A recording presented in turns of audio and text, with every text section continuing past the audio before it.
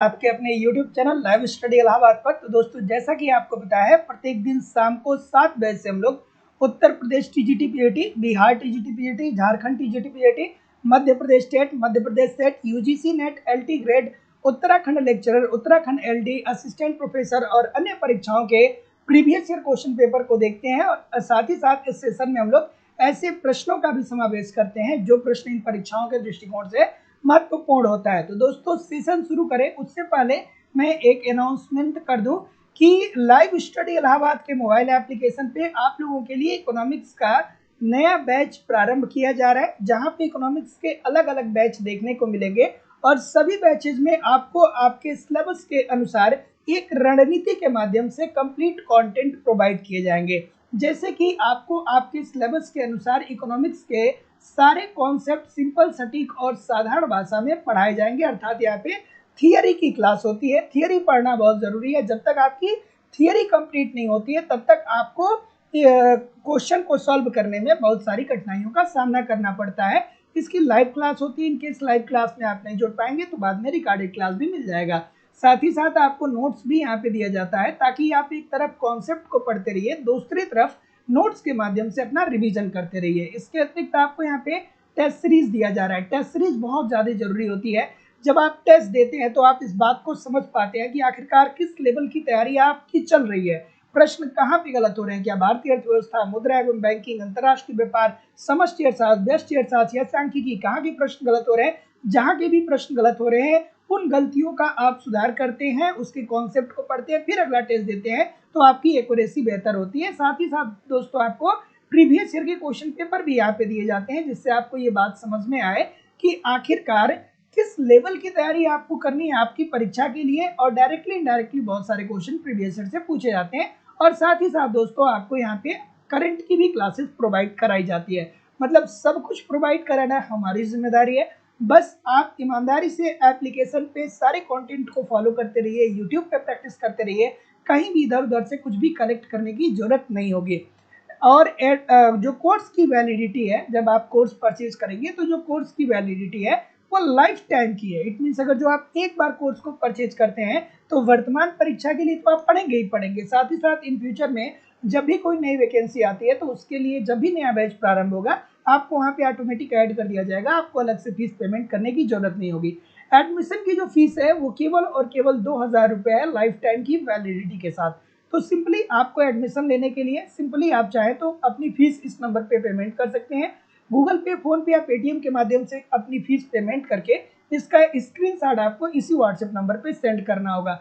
किसी भी इंक्वायरी के लिए इस नंबर पे कॉल या व्हाट्सएप मैसेज कर सकते हैं, या आप डिस्क्रिप्शन बॉक्स में जाइए, वहां पे आपको लाइव स्टडी इलाहाबाद का मोबाइल एप्लीकेशन का लिंक मिल जाएगा। एप्लीकेशन को डाउनलोड कर लीजिए, वहां से डायरेक्ट भी कोर्स को परचेज कर सकते हैं। सभी बैचेज उपलब्ध हैं। Uttar Pradesh TGT PGT, Bihar TGT PGT, Jharkhand TGT PGT, Jharkhand JET, Madhya Pradesh state, Madhya Pradesh SET, UGC NET, Uttarakhand lecturer, Uttarakhand LT, सभी बैचेज आपको देखने को मिल जाएंगे। और सभी बैचेज में आपको आपके सिलेबस के अनुसार इकोनॉमिक्स के सारे कंटेंट करवाए जा रहे हैं। और चलिए हम लोग अपने सेशन की तरफ अब मूव करें।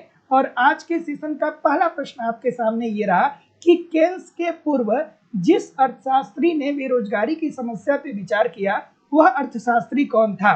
चलिए, पहला प्रश्न आप लोगों के सामने ये रहा। तो जैसा कि मैं देख पा रहा हूं, आप क्या बोल रहे हैं, ए बोल रहे हैं, बी बोल रहे हैं, सी बोल रहे हैं। देखिए, कुछ लोग क्या बोल रहे हैं, सी बोल रहे हैं। तो हाँ, कोई दिक्कत, ठीक है। तो चलिए, सभी लोग लाइक और शेयर कर दिया करिए। सबका नाम पढ़ना पॉसिबल नहीं होता है, लेकिन वीडियो को लाइक और शेयर सभी लोग कर दिया करिए। तो अब आपका उत्तर आना शुरू हुआ। पहला प्रश्न आपके सामने ये रहा कि किन्स के पहले जिस अर्थशास्त्री ने बेरोजगारी की समस्या पे विचार किया वह कौन था। तो वो थे दोस्तों पीगू साहब। किन्स से पहले पीगू साहब आते हैं। और पीगू साहब ने कहा कि देखिए भैया, अर्थव्यवस्था में बेरोजगारी की स्थिति विद्यमान होती नहीं है, लेकिन अगर जो किसी कारणवश अर्थव्यवस्था में बेरोजगारी विद्यमान हो जाती है तो ऐसी स्थिति में मजदूरी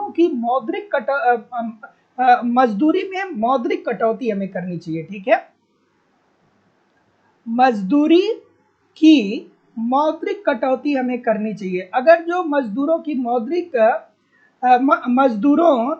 कि मजदूरी में अगर जो हम मौद्रिक कटौती करेंगे तो इसके कारण हम रोजगार के स्तर को बढ़ा सकते हैं, क्योंकि उनका जो उनकी मजदूरी काट करके हम उनकी जगह पे उनके साथ साथ अन्य मजदूरों को भी क्या कर पाएंगे, उत्पादन में लगा पाएंगे, और जब वो उत्पादन में लगेंगे तो ऐसी स्थिति में रोजगार में वृद्धि होगी। और किन्स ने क्या कहा था कि बेरोजगारी की समस्या के लिए क्या करना चाहिए, तो किन्स साहब प्रभावी मांग की बात करते हैं, कहते हैं कि देखिए सर, प्रभावी मांग हमें बढ़ाना चाहिए, अर्थात अर्थव्यवस्था में समग्र मांग और समग्र पूर्ति को बढ़ाना चाहिए, और ये तभी बढ़ पाएगा जब बृहद रूप से अर्थव्यवस्था में निवेश किया जाएगा। तो किन्स साहब बृहद निवेश की बात करते हैं, प्रभावी मांग बढ़ाने की बात करते हैं, लेकिन जो पीगू साहब हैं उनका ये कहना है कि अगर जो अर्थव्यवस्था में बेरोजगारी की समस्या से निपटना है तो हमें मौद्रिक मजदूरी में कटौती करनी होगी। तो जितने लोग भी ऑप्शन नंबर सी बोल रहे हैं सभी लोग का उत्तर यहाँ पे बिल्कुल ठीक हो जाएगा।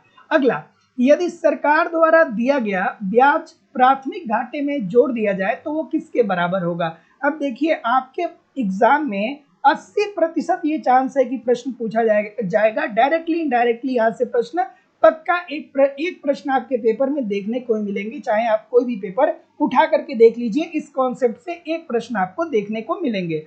तो अब आपको क्या पता होना चाहिए, तो आपको ये पता होना चाहिए कि जो प्राथमिक घाटा होता है वो किसके बराबर होता है।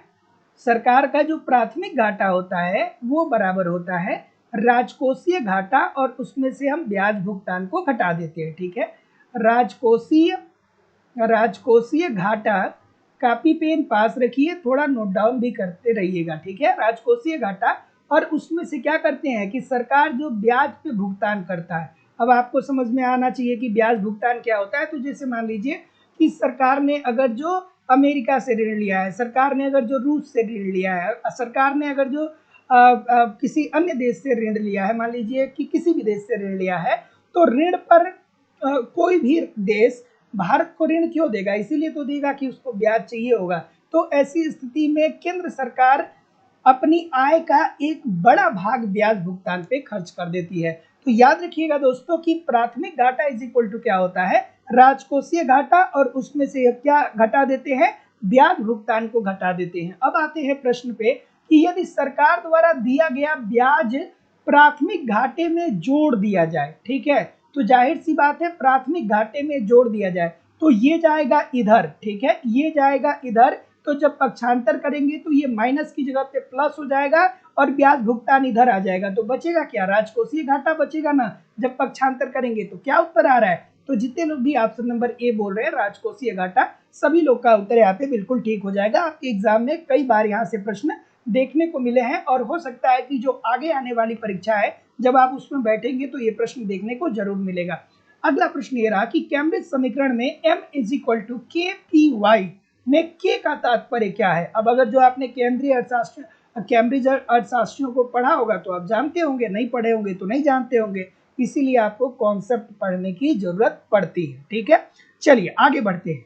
तो अगला प्रश्न क्या है, बी बोल रहे हैं सभी लोग कि के का तात्पर्य क्या है। तो जितने लोग भी बोल रहे हैं कि सर जी कैम्ब्रिज समीकरण, पहले तो ये जानिए कि कैम्ब्रिज समीकरण क्या है। ठीक है, तो कैम्ब्रिज समीकरण को किस तरीके से प्रस्तुत किया गया, तो m is equal to P के वाई के रूप में प्रस्तुत किया गया, और जिसमें के को क्या कहा गया कि ये मुद्रा के परिचालन वेग के विलोम होता है। ठीक है, तो कैम्ब्रिज समीकरण में m इज इक्वल टू के पी वाई में के का तात्पर्य है मुद्रा के परिचालन वेग के का विलोम। तो जितने लोग भी बी बोल रहे हैं सभी लोग का उत्तर यहाँ पे एब्सोल्युटली 100% ठीक हो जाएगा। सभी लोग लाइक और शेयर कर दीजिए। अब जैसे ये प्रश्न है, इससे भी एक प्रश्न पक्का आपके पेपर में बनना है। ठीक है, कुछ समितियां दी गई हैं और किस सेक्टर से संबंधित ये समितियों का गठन किया गया था उसके बारे में यहाँ पे पूछा गया है आपसे। सभी लोग वीडियो को लाइक और शेयर कर दिया करिए। रवि कुमार जी, रश्मि तिवारी जी, अदी सिंह जी, ममता कुमारी जी, पूनम गुप्ता जी, अनीस पंडित जी, काम्या सिंह जी, राजन सिंह जी, किरण देवी जी, अमरेश यादव जी, रागनी सिंह जी, सुरेश कुमार गुप्ता जी, सतीश कुमार गुप्ता जी, सभी लोगों से निवेदन है कि वीडियो को लाइक और शेयर कर दिया करिए। सबका नाम पढ़ना पॉसिबल नहीं होता है। चलिए क्या उत्तर आ रहा है, चलिए तो आर एन मल्होत्रा की अगर जो बात करें तो आर एन मल्होत्रा समिति का जो गठन हुआ था वो किस सेक्टर में हुआ था?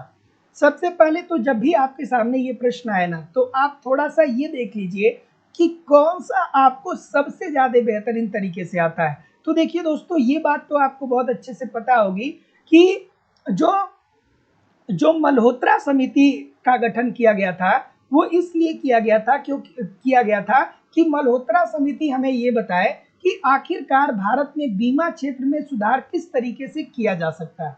बीमा क्षेत्र में सुधार के लिए कमेटी जो गठित की गई थी उस कमेटी का नाम क्या है? आर एन मल्होत्रा कमेटी या समिति। ठीक है। उसके बाद सी रंगराजन की अगर जो बात करें तो सी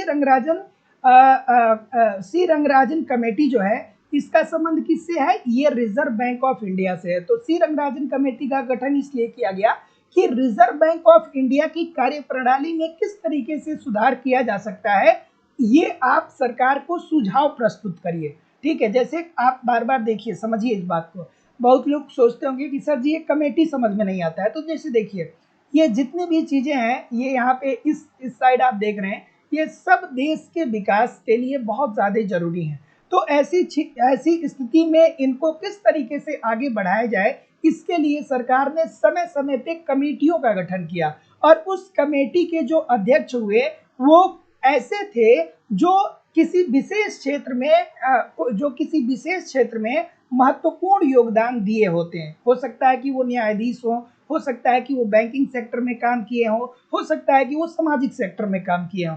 तो उसी तरीके से रंगराजन समिति का जो गठन किया गया था वो इसलिए किया गया था कि ये जो रंगराजन समिति है वो हमें ये बताए कि किस तरीके से रिजर्व बैंक ऑफ इंडिया की कार्यप्रणाली में सुधार किया जा सकता है। उसके बाद दोस्तों बात करते हैं नरसिम्हन कमेटी की। तो नरसिम्हन कमेटी का भी जो गठन किया गया था वो बैंक क्षेत्र में सुधार के लिए किया गया था कि किस तरीके से भारत में बैंकिंग प्रणाली को सुधारा जा सकता है। इसके लिए नरसिम्हन कमेटी सरकार को क्या दे? सुझाव दे। उसके बाद ओमकार स्वामी की बात करें तो ओमकार स्वामी कमेटी का जो गठन हुआ था ये औद्योगिक रघुणता के संदर्भ में हुआ था। अर्थात जो उद्योग घाटे में चल रहे हैं उन उद्योगों को किस तरीके से उन उद्योगों का विकास किस तरीके से किया जाए, इसका सुझाव प्राप्त करने के लिए सरकार ने ओमकार गोस्वामी कमेटी का गठन किया था जो कि औद्योगिक रघुणता से संबंधित है। तो जितने लोग भी ऑप्शन नंबर क्या बोल रहे हैं, जो भी बोल रहे हैं 2 4 3 1 बोल रहे हैं, सबका उत्तर बिल्कुल ठीक है। अगला, सकल राष्ट्रीय उत्पाद की गणना में हम सम्मिलित नहीं करते हैं। किसको सम्मिलित नहीं करते हैं भैया? ये भी बहुत महत्वपूर्ण प्रश्न है। चलिए ठीक है, क्या उत्तर आ रहा है कि सकल राष्ट्रीय उत्पाद की गणना में हम निम्नलिखित को शामिल नहीं करते हैं। ठीक है। तो दोस्तों आपको याद होना चाहिए, आपको पता होना चाहिए, आपको ध्यान होना चाहिए कि जब हम सकल राष्ट्रीय उत्पाद की गणना करते हैं तो ऐसी स्थिति में हम हस्तांतरण भुगतान को सम्मिलित नहीं करते हैं। अब हस्तांतरण भुगतान होता क्या है? ठीक है, जिसे स्थानांतरण भुगतान या हस्तांतरण भुगतान कहा जाता है। ये हस्तांतरण भुगतान क्या होता है? तो देखिए दोस्तों, समाज के कल्याण में बेहतरी लाने के लिए सरकार क्या करती है कि पेंशन प्रोवाइड करती है। ठीक है। अर्थात जो पहले सरकारी कर्मचारी थे, अब अगर जो वो रिटायर हो गए हैं तो सरकार उनको क्या करती है? पेंशन देती है। या अगर जो आप छात्र हैं तो सरकार आपको छात्रवृत्ति देती है। ठीक है। या सरकार आपको क्या करती है? उपहार देती है। सरकार आपको लैपटॉप देती है, सरकार आपको मोबाइल फोन देती है। तो ये सब जो है ये हस्तांतरण भुगतान के उदाहरण होते हैं। अब आप कहेंगे सर क्यों हस्तांतरण भुगतान के उदाहरण होते हैं? तो देखिए दोस्तों, जो प्राप्तकर्ता होता है ना, अर्थात जिसको पेंशन मिल रहा है, जिसको छात्रवृत्ति मिल रही है, जिसको उपहार मिल रहा है, वो डायरेक्ट सरकार को कोई सर्विस नहीं देता है, कोई सेवा नहीं देता है। एक पेंशन पाने वाला जो कर्मचारी होता है वो महीने दिन घर पे बैठा होता है लेकिन फिर भी सरकार उसको पेंशन देती है। एक छात्रवृत्ति पढ़ाई करता है लेकिन फिर भी सरकार उसे छात्रवृत्ति देती है। लेकिन ये जो लोग पेंशन पाते हैं, जो छात्रवृत्ति पाते हैं या जो उपहार पाते हैं, ये लोग इसके बदले में सरकार को कोई सेवा नहीं देते हैं। तो जितने लोग भी डी बोल रहे हैं बिल्कुल ठीक बोल रहे हैं। तो याद रखिएगा कि सकल राष्ट्रीय उत्पाद की गणना करते समय हम हस्तांतरण भुगतान को शामिल नहीं करते हैं और हस्तांतरण भुगतान का मतलब होता है पेंशन, छात्रवृत्ति और उपहार। ठीक है। अगला प्रश्न, अर्थात सरकार के ऐसे भुगतान जिसके कारण सरकार के ऐसे भुगतान जिसके द्वारा सरकार कोई सेवा नहीं प्राप्त करता है। ठीक है, सभी लोग एक बार वीडियो को लाइक और शेयर कर दिया करिए। पहले एक बार सभी लोग वीडियो को लाइक और शेयर कर दिया करिए, चाहे आप ऑफलाइन देख रहे हैं चाहे आप ऑनलाइन देख रहे हैं क्लास को। सभी लोगों से निवेदन है, एक बार लाइक और शेयर सभी लोग पहले कर दीजिए, फिर हम लोग आगे बढ़े। ठीक है, अगला प्रश्न ये रहा कि बजट रेखा का ढाल निर्भर होता है। बजट रेखा का ढाल किस पे निर्भर होता है? सी बोल रहे हैं, बी बोल रहे हैं, और कोई भाई? तो देखिए, अगर जो बिल्कुल आसान भाषा में मैं बताऊं तो आप मार्केट में कभी ना कभी अपनी जिंदगी में गए ही होंगे। तो कभी ना कभी क्या हुआ होगा कि आपने देखा होगा कि ये वस्तु हमें पसंद तो आ रही है लेकिन ये वस्तु बहुत महंगी है। तो आप क्या कहते हैं अपने दोस्त से, मित्र से, कहते हैं कि यार देखो ये हमारे बजट की बात नहीं है, हमारे बजट में ये नहीं आ पाएगा।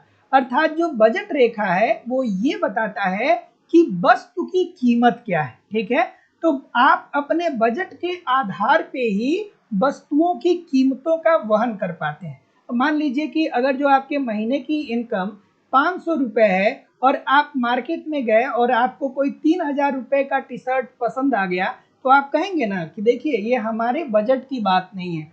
तो बजट रेखा का जो ढाल होता है वो किस पे निर्भर करता है? वस्तुओं की कीमतों पे।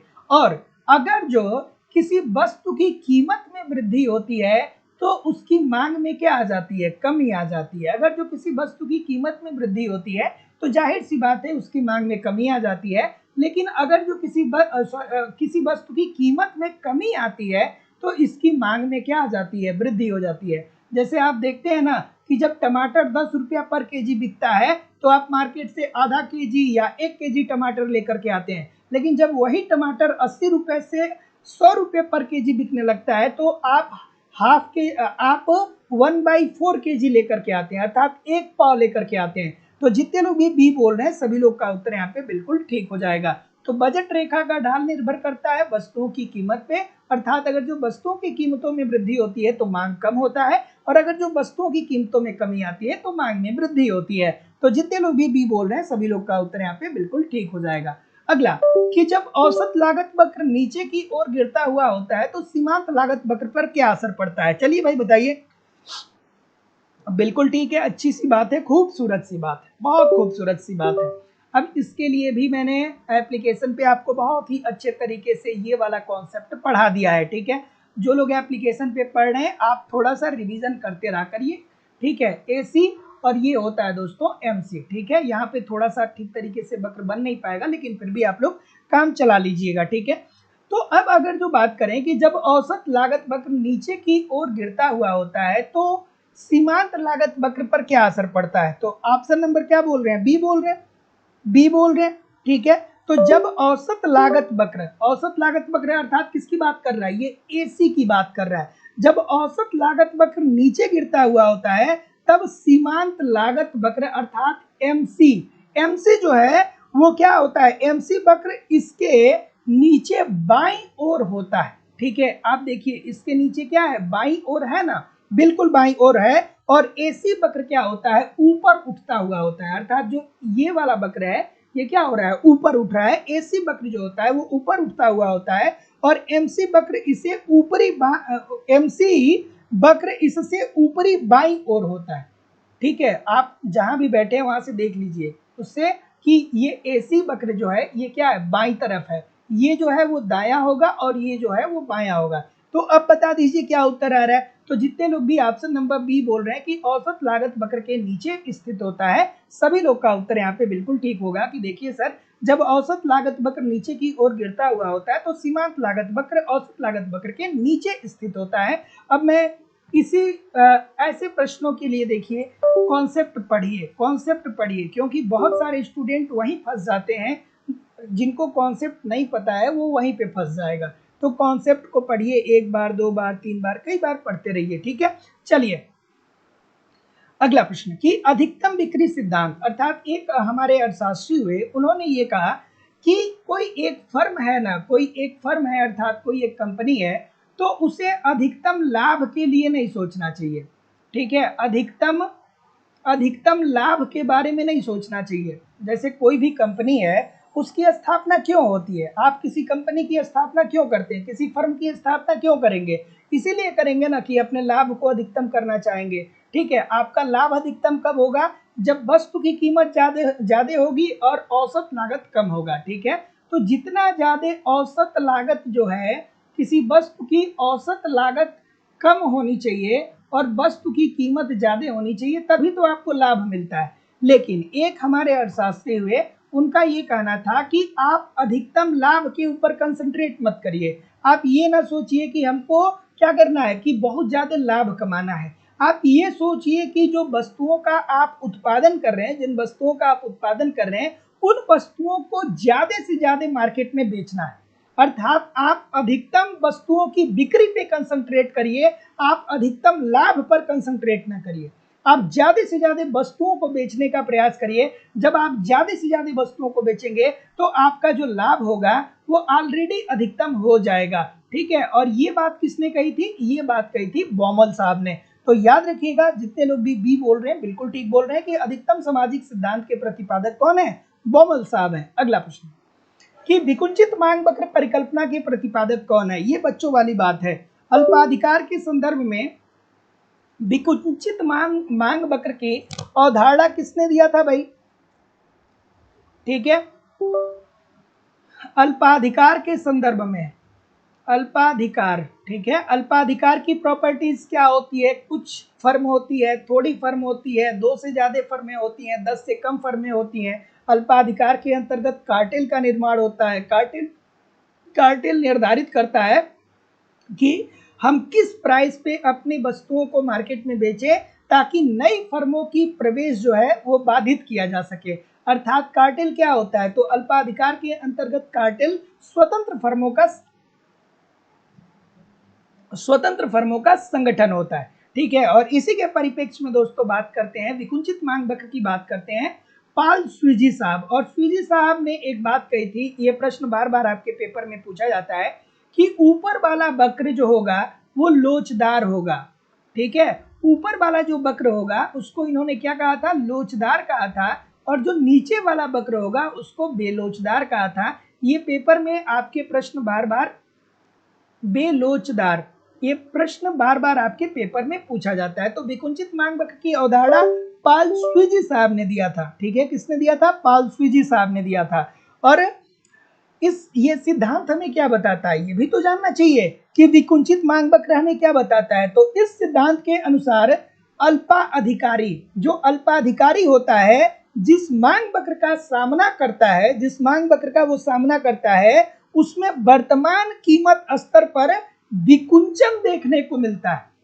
ठीक है, वर्तमान कीमत स्तर में विकुंचन अर्थात परिवर्तन देखने को मिलता है। और मांग वक्र का वह भाग जो वर्तमान कीमत से ऊपर होता है वो क्या होता है? ये लोचदार होता है। अर्थात यहाँ पे क्या हो रहा है कि यहाँ पे मांग लोचदार है, क्योंकि यहाँ पे क्या हो सकता है कि जो उपभोक्ता है वो वस्तुओं की मांग में परिवर्तन कर सकता है, लेकिन ये जो नीचे वाला वक्र है ना, ये बेलोचदार होता है। तो जितने लोग भी सी बोल रहे हैं बिल्कुल ठीक बोल रहे हैं। अगला, अनाधिमान वक्र की संकल्पना का प्रतिपादन किसने किया? अब देखिए दोस्तों, बहुत सारे स्टूडेंट गलती करते हैं, वो बहुत हल्के में ले लेते हैं कि अनाधिमान वक्र की संकल्पना किसने दिया। अब इसमें बहुत सारे लोग होंगे जो बस सैम्युएल्सन की तरफ चले जाएंगे। चलिए भाई बता दीजिए मुझे क्या उत्तर आएगा। अनाधिमान वक्र क्या बताता है? 2 या 2 से अधिक संयोगों से। चलिए पहले आप उत्तर करिए। बिल्कुल ठीक है, तो 2 या 2 से अधिक वस्तुओं के ऐसे संयोगों या युग्मों को प्रदर्शित करने वाला वक्र जिससे उपभोक्ता को समान संतुष्टि प्राप्त होती है, वो क्या कहलाता है दोस्तों? सम संतुष्टि वक्र या अनाधिमान वक्र कहलाता है।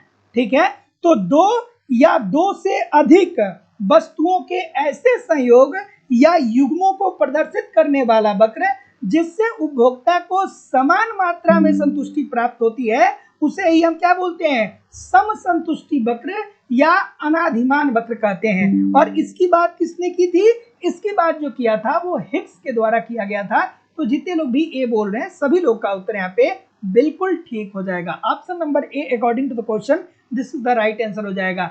और सैमुअल्सन साहब ने कौन सी थियरी दी थी, कमेंट करके जरूर बताइएगा कि सैमुअल्सन साहब ने कौन सा सिद्धांत दिया था। अगला प्रश्न आपके सामने ये रहा कि एक फर्म विक्रय लागतें व्यय करती है।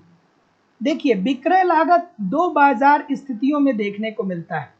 विक्रय लागत जो है वो दो बाजार स्थितियों में देखने को मिलता है।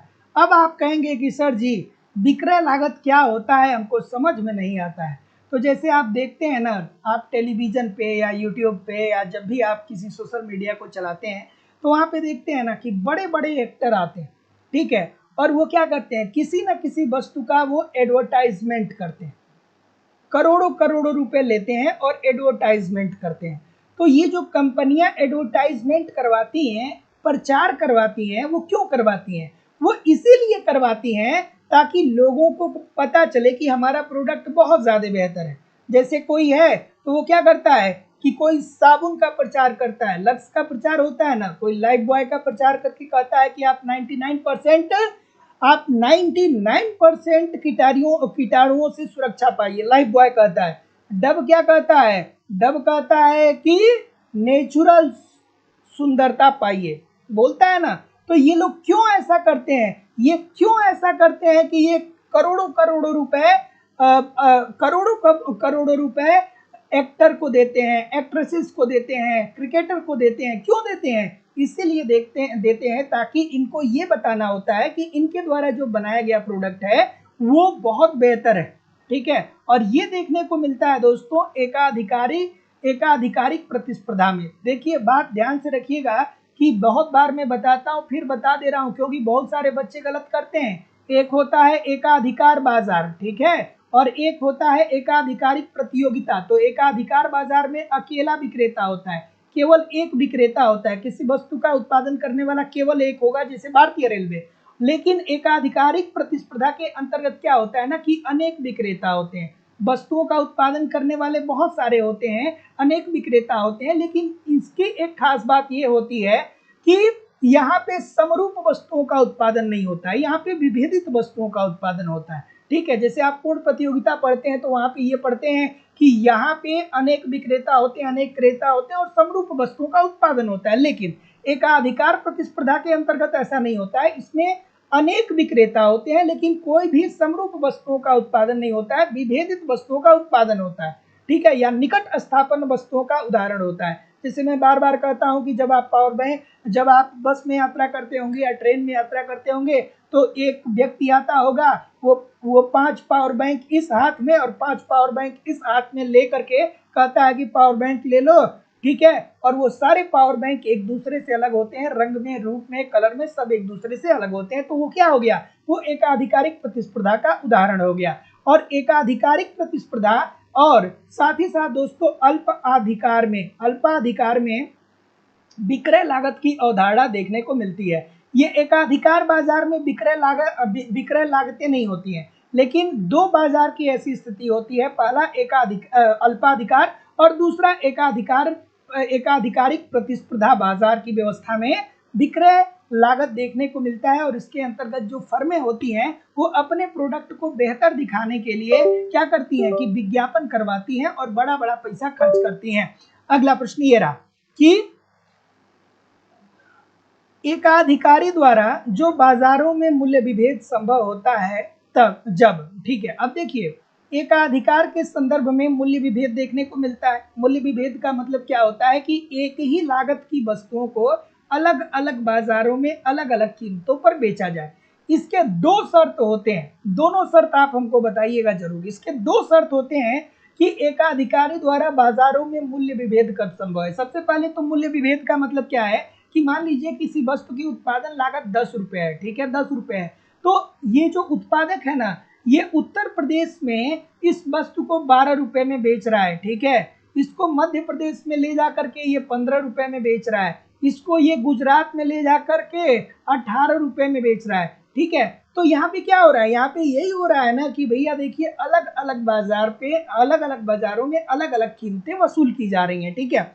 तो क्या उत्तर आ रहा है? डी बोल रहे हैं सभी लोग। तो जितने लोग भी डी बोल रहे हैं सर सभी लोग का उत्तर बिल्कुल ठीक है कि मांग की जो लोच होती है वो असमान होती है, ठीक है, अर्थात कहीं पे वस्तु की मांग ज्यादा होती है और कहीं पे वस्तु की मांग कम होती है। ये है दोस्तों पहला कंडीशन कीमत विभेदीकरण का। और दूसरा कंडीशन ये होता है कि बाजारों में कोई भी अंतर संबंध नहीं होता है, ठीक है, अर्थात अलग अलग बाजारों में अलग अलग लोग मौजूद होते हैं और किसी को भी ये आइडिया नहीं होता है कि ये वस्तु कहाँ पे कितने में बिक रही है। जैसे आप लोगों ने सुना होगा कि दिल्ली में क्या होता है कि दिल्ली में बियर सस्ते बिकते हैं। अगर जो उत्तर प्रदेश की बात किया जाए तो उत्तर प्रदेश में बियर जो होता है वो महंगा बिकता है, लेकिन अगर जो दिल्ली की बात करें तो वहाँ पे बियर क्या होता है, सस्ता होता है। तो वो भी एक तरीके से क्या होगा, कीमत विभेदीकरण का ही उदाहरण हो गया। लेकिन एक बात और ध्यान रखिएगा कि राज्य की जो टैक्स होते हैं ना वो भी क्या है, इस कीमत विभेदीकरण के लिए रिस्पॉन्सिबल होते हैं। तो जितने लोग भी ऑप्शन नंबर डी बोल रहे हैं ठीक बोल रहे हैं। अगला, यदि सीमांत बचत प्रवृत्ति 0.2 हो तो गुणक का मान क्या होगा। एक प्रश्न पक्का आपके पेपर में पूछा जाता है कि गुणक की अवधारणा किसने दिया था। तो गुणक की अवधारणा सर्वप्रथम रोजगार गुणक के रूप में आर.एफ. कोहन ने दिया था। रोजगार गुणक के रूप में किसने दिया था, गुणक के रूप में आर.एफ. कोहन के द्वारा दिया गया था। और उसके बाद गुणक की अवधारणा को विकसित किसने किया, निवेश गुणक के रूप में किसने विकसित किया, निवेश गुणक के रूप में किसने विकसित किया, किन्स ने विकसित किया। किसने विकसित किया, किन्स ने विकसित किया। उसके ऐसे ही आपको त्वरक की भी याद आ जानी चाहिए कि त्वरक की अवधारणा सर्वप्रथम ऑस्ट्रेलियन के द्वारा दिया गया था और त्वरक को विकसित करने का कार्य जेबी क्लार्क के द्वारा किया गया। और गुणक, निवेश गुणक क्या बताता है कि जब अर्थव्यवस्था में निवेश को बढ़ाया जाता है ना तो उससे राष्ट्रीय आय में जितना निवेश बढ़ाया जाता है उसके कई गुना क्या हो जाती है, वृद्धि हो जाती है। और गुणक इज इक्वल टू क्या होता है, k is equal to 1/1 minus MPC और k is equal to 1/1 minus MPS, ठीक है। तो MPC का फुल फॉर्म क्या होता है और MPS का फुल फॉर्म क्या होता है, सभी लोग कमेंट करके बताइएगा। और यहाँ पे क्या दिया गया है, सीमांत बचत प्रवृत्ति दिया गया है, अर्थात सीमांत बचत प्रवृत्ति अर्थात MPC दिया गया है। तो 1/0.2, ठीक है। ये पॉइंट को जब हटाएंगे ऊपर 10 हो जाएगा, 2/10 कितना आ जाएगा, 5 उत्तर आ जाएगा। 5 क्या होगा आपका आंसर होगा। देखिए कितना बच्चों वाला प्रश्न है। तो जितने लोग भी डी बोल रहे हैं सभी लोग का उत्तर बिल्कुल ठीक हो जाएगा। ये खूबसूरत सा प्रश्न है, खूबसूरत सा प्रश्न है, कई बार पूछा गया है। थोड़ा दिमाग लगा करके आराम से इस प्रश्न का उत्तर दीजिएगा, ठीक है। थोड़ा सा दिमाग लगा करके आराम से इस प्रश्न का उत्तर दीजिएगा कि यदि एक एकाधिकारी की किसी वस्तु की मांग की लोच ई हो तो अनुपात P/M बराबर होगा। खूबसूरत सा प्रश्न है। अगर जो आप इसको ठीक तरीके से करेंगे तो आपको बहुत मजा आएगा और अगर जो नहीं करेंगे तो फिर कैसे मजा आएगा, ठीक है। तो आपको यहाँ पे क्या जाननी होती है, यहाँ पे आपको ये जानना होता है कि एकाधिकार की बात हो रही है। एकाधिकार के संदर्भ में मांग की लोच की स्थिति क्या होती है। तो आप कहेंगे कि सर जी मांग की लोच की स्थिति होती है MR is equal to AR, MR is equal to AR bracket में 1 माइनस 1/E। अब ध्यान से समझिएगा, या अब इसको हम और किस तरीके से लिख सकते हैं, इसको और हम लिख सकते हैं कि MR is equal to AR bracket में E इंटू 1 माइनस 1 अर्थात E माइनस 1/E। इतना लिखा जा सकता है ना, इतना लिखा जा सकता है कि नहीं लिखा जा सकता है, इतना लिखा जा सकता है कि नहीं लिखा जाता है। अब चूंकि ये एकाधिकार के बारे में बात कर रहा है, ये किसके बारे में बात कर रहा है, ये एकाधिकार के बारे में बात कर रहा है। तो एकाधिकार के परिप्रेक्ष्य में क्या होता है, वो होता है AR is equal to MR। इसे और कैसे लिख सकते हैं, अब इसको थोड़ा सा पक्षांतर कर दीजिए, ठीक है, थोड़ा इसे पक्षांतर कर दीजिए। तो अब AR को इधर ले जाइए, MR को इधर ले जाएंगे तो ये भी ऊपर चला जाएगा और ये नीचे चला जाएगा।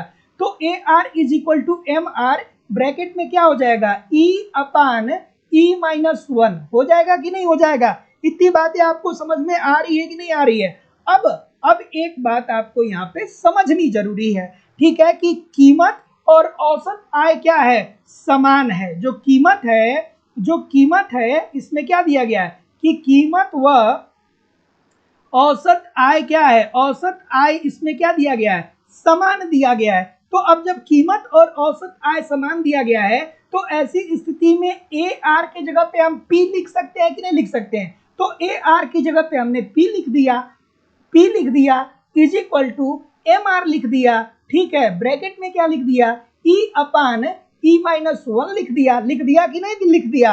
अब देखिए आ गया कि P is equal to P upon M R को पक्षांतर कर दीजिए, P अपान ऊपर लिख देता हूं, P upon M R is equal to E upon E minus one. यही तो आपसे पूछ रहा है, यही ना आपसे पूछ रहा है, और क्या पूछ रहा है भाई, यही ना आपसे पूछ रहा है। तो बताइए कहां पे है ये, ऑप्शन नंबर बी में है। तो जितने भी महानुभाव बी बोलेंगे सभी लोग का उत्तर बिल्कुल ठीक होगा। तो देखिए कितना मजा आया होगा अगर जो आप सेशन में ऐसे प्रश्नों की प्रैक्टिस करेंगे तो आपको बहुत मजा आएगा, इसमें कहीं कोई दो राय नहीं है। और अगर जो प्रैक्टिस नहीं करेंगे तो फिर तुक्का लगाते रहिए कि ए ऊपर रहेगा कि ई ऊपर रहेगा, तुक्का लगाते रहिए, करते रहिए, है ना। तो इसीलिए मैं बोलता हूं कि आप निरंतर रूप से प्रैक्टिस किया करिए। अगला प्रश्न है कि वस्तुएं गतिशील हैं क्योंकि साधन गतिशील नहीं है। जैसे मान लीजिए कि हम विदेशों से वस्तुओं का आयात करते हैं, लेकिन आप देखते होंगे कि टेक्नोलॉजी जो है ना वो बहुत ही रेयर कंडीशन में हम लोग टेक्नोलॉजी को मंगाते हैं। ठीक है, या अगर जो कोई देश हमें अपनी टेक्नोलॉजी दे भी रहा है ना तो वो 10 साल पुरानी टेक्नोलॉजी देगा। ठीक है, अभी हमने लड़ाकू विमान लिया ना, तो जहां से लिया उनकी ये 10 साल पुरानी टेक्नोलॉजी है। अब वर्तमान समय में और बेहतर वो ढूंढ चुके हैं। ठीक है, उनकी टेक्नोलॉजी और बेहतर हो चुकी है। लेकिन कोई भी जो देश होता है ना वो अपनी टेक्नोलॉजी को नहीं बेचता है, वो क्या करता है कि अपनी टेक्नोलॉजी द्वारा निर्मित वस्तुओं का निर्यात करता है। जैसे अमेरिका की बहुत सारी वस्तुओं का आप इस्तेमाल करते हैं, जैसे चाइना की कुछ वस्तुओं का भी आप इस्तेमाल करते हैं, रूस इजराइल से बनी वस्तुएं भी भारत में आती हैं उसका भी आप इस्तेमाल करते हैं, क्योंकि वहां की टेक्नोलॉजी अलग है, उनकी उत्पादन लागत कम है, लेकिन हम अपने घरेलू अर्थव्यवस्था में उस प्रकार की टेक्नोलॉजी को नहीं विकसित कर पा रहे हैं। तो इसी वजह से ये बात कही गई थी, किसके द्वारा, किसके द्वारा, क्या उत्तर आ रहा है सर, क्या उत्तर आ रहा है। तो जितने भी महानुभाव हैक्सर और ओहलिन की बात कर रहे हैं सभी लोग का उत्तर बिल्कुल ठीक हो जाएगा।